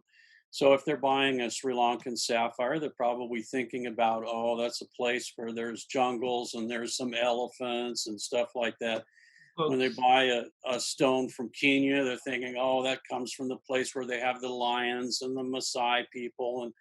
And this is part of the buying experience. And so I think that we have to become storytellers. We need to tell a story in order to sell gemstones, and that story is crucial. I can remember going to an ICA Congress in Italy a number of years ago, and the ICA had asked a German marketing expert to give a lecture.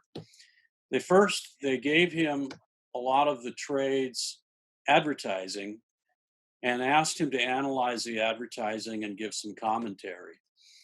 And his presentation was fascinating. He said, basically, you're doing it all wrong. You're all selling a product, and you have no emotional attachment to that. Whereas if you look at the people who have huge advertising budgets, huge marketing budgets, they're never selling a product.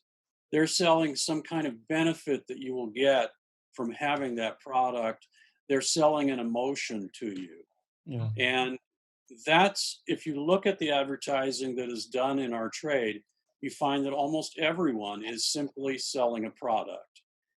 And we need to become storytellers. We need to have a story and tell a story. And we'll be much more effective if we do that. Yeah, I totally agree. And I remember you had touched on something like that last year at the Ruby the Ruby forum. Yeah. And I remember you had shown this advertisement of a car commercial, and I really resonated with that whole talk, because I had kind of had the same idea when I first came to Bangkok, especially coming from San Francisco or Chicago, and then seeing how people are sort of self-advertising. It is really jarring, because it's a different world of, so not to put it down, but it's like a different world of misunderstanding. Like, you don't understand. We're selling literally the thing that humans have been obsessed over for the longest period of time, and have such an emotional resonance with it, but we're not tapping into that experience at all. We're just saying, okay, here's a red stone, it's red. Or here's a VVS1, Yeah, exactly. I once saw Gabby Tokalski speak. People may know him. He's a very famous diamond cutter. Mm-hmm. And he said the worst thing that's ever happened to the diamond business is the diamond grading system. And that really resonated with me, because when you're talking about a diamond, you're talking about this incredible material. There's nothing else like it. The hardest substance known, There's so many unique qualities that a diamond has, and they've been treasured for people for thousands of years. And yet we're trying to sell it like it's some kind of commodity. And he felt that that was a real mistake. And coming from somebody who is third or fourth generation in the diamond business, that really made an impact on me. Yeah. That reminds you the story with Mark Thor about the community, the different, some gemstones, they are rare, they are unique, they are special, they are basically a little bit like people, Yeah. Everybody is different, or every gemstone is slightly different. But when you start to turn a gemstone into a community, you lose a little bit of the romance. Yeah. Somewhere it becomes more easy to trade because, there is a system and na. But you lose the art and you lose the romance. So, and we really have to look at each gemstone, particularly colored gemstones, but not just colored gemstones. We really have to start looking at them as pieces of art. You would never attempt to grade a painting or a sculpture. That would be ridiculous. Yeah. And so the idea that you're going to grade a gemstone is equally ridiculous. Now, you can say this is the market pays the highest price for this, but you can't tell people what is beautiful. That's a personal choice. Yeah. And that's something that you have to let them make. Yeah. No, I think it's a really good insight. And I think that's a great place to leave it for tonight, just open and, inspired for the future.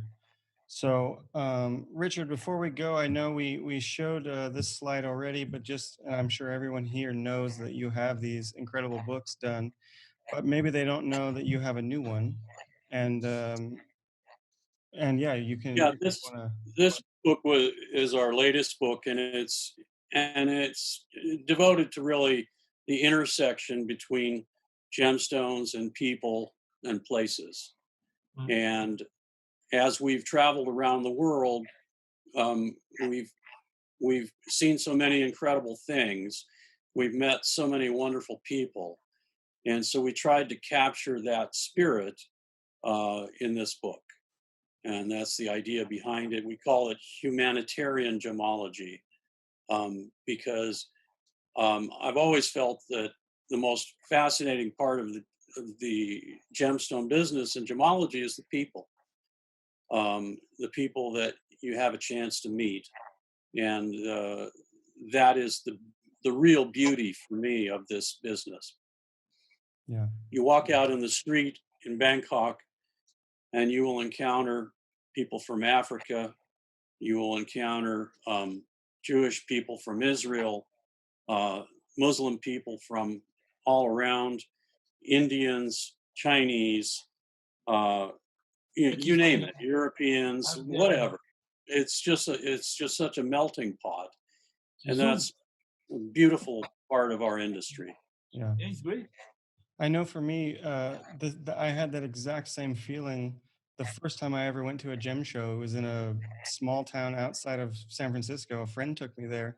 And the first thing I kind of noticed about it was how multicultural it was and how almost sort of medieval it was at the same time. It was like very simple way to understand, on the surface level, at least, I'm going to bring my corn, you're going to bring your wheat, we're going to trade. That appealed to me, and that's kind of that hooked me in, that sort of the travel, the culture, and the historical side to it. So I think it's amazing that, like, even though we know the trade's been going on for thousands of years, it's still in some way just as simple as it ever was, despite the fact that we have so many technological advances to make it, faster or more complicated or more simple. But it, in some ways, what you guys are doing is still what Tavernier was doing. It's still what Marco Polo was doing, just trying to understand what's going on in the world and be a part of it. And learning. Yeah. There is so many things to discover, when I was a young gemologist and I was discussing with older one, and they were still, after 40 or 50 years or 60 years in gemology, they are still amazed and they were still discovering new things every day. So I know that as long as I'm in this trade, tomorrow, in 1 month, in 6 months, in 1 year, in 5 years, in 10 years, I'm sure I will discover new things and I will never get bored. Yeah. And this is one of the things I like the most. And I thank, Richard, thanks to his book, he put me in basically this trade. And thanks to that choice to move to that trade, I never get bored. Today, again, I spend my day looking at a parcel of stone. I found 3 stones that completely amazed me. So it was, after the confinement, and I saw that, and I'm super excited to start to work on this stone and to write maybe some article with my colleagues. Yeah. So never get bored. That's a great thing about gemology and about gemstone: beauty and not boring. Yeah. Okay, Richard. Yeah. Well, thank you so much. Thanks to Vincent for another great week, and thanks to all the audience for being here. I definitely recommend anyone who hasn't been there, check out Richard's personal site, rubysapphire.com. He's got so many good articles on there. Some stuff I don't know if it's been published or not, but I know that I've gone on that website many, many times to go back and reference things that I needed for an article I was working on or whatever. So, and then of course, Lotus on Instagram and Facebook. Yeah, so Get the thank book you. and read it. Get the book and read it. And we have a lot of articles that Vince and I have written together about our adventures. And so if you can't go to these places yourself, you can travel along with us. Yeah. And if you want to go, maybe you should read this article, and then you will be in a better situation to make the right choice when you will be there. Yeah, that's right. All the maps are there with all the points on the map. Yeah. You can rewalk those adventures. And thanks very much to Vince for the invitation. And I want to thank Vince for your incredible work since you got into gemology. I don't know that anybody has done as much as you have done in the time you've been involved in gemology. And thank you so much for that. And also to Justin. And I see in Justin the same kind of passion that I see in you, Vince. And that's a wonderful thing. When you're passionate about something and you're thirsting to learn about it, that's all it takes. The thing with Justin is that in just 2 years, the work he did on the history of cutting and things like that, my first 2 years, I was never able to do as much as he did in just 2 years. So I'm starting to get worried about this guy. I think oh my God. I was a lot. We're expecting good things. Well, I'm expecting good things. But I also think I was a lot older when I came into the trade than you were. So I already had a lot of other experiences before that got me ready for this. So I was ready. Me too. I was about the same age as you. I was something like 30 when I decided to go to study gemology, and I graduated at 32. Okay, so yeah, I guess we're the same. Well, maybe the difference is you had Richard, and I have you and Richard to inspire me, so it's easier. And now you have internet, you have plane, you have mobile phone, you have all these things that basically when I started, there was books. Yeah. Internet in 2000, that was not as easy as now, True. Yeah. Okay, guys. Well, thank you, Richard. Thank you, Vincent. We'll be back here at the same time, around the same time next week, speaking with Peter Berg. Yeah. And you guys, this will be up on YouTube in a few days, and the ads for the next week will come up also in a day or two. So, okay. And thanks to all the audience for listening in. Yeah, super nice questions. Hope, we could give you some inspiration. Yeah. Thank you, Richard. Thank you. Great inspiration. Thanks for giving me a career. It's great. I just want to say a few things about next week, because I was able to convince Peter Berg to come to discuss with us. So for people who don't really know who is Peter Berg, Peter Berg is a geologist, and he is a guy who I don't think that there is anybody who visited as many pegmatites as him. He went to so many places to search for, topaz, tourmaline, many gemstones coming from pegmatite, beryl. basically the great thing about, and he want to get the stone exactly, from the place, and he want to see the location of the stone within the pegmatite and everything like that.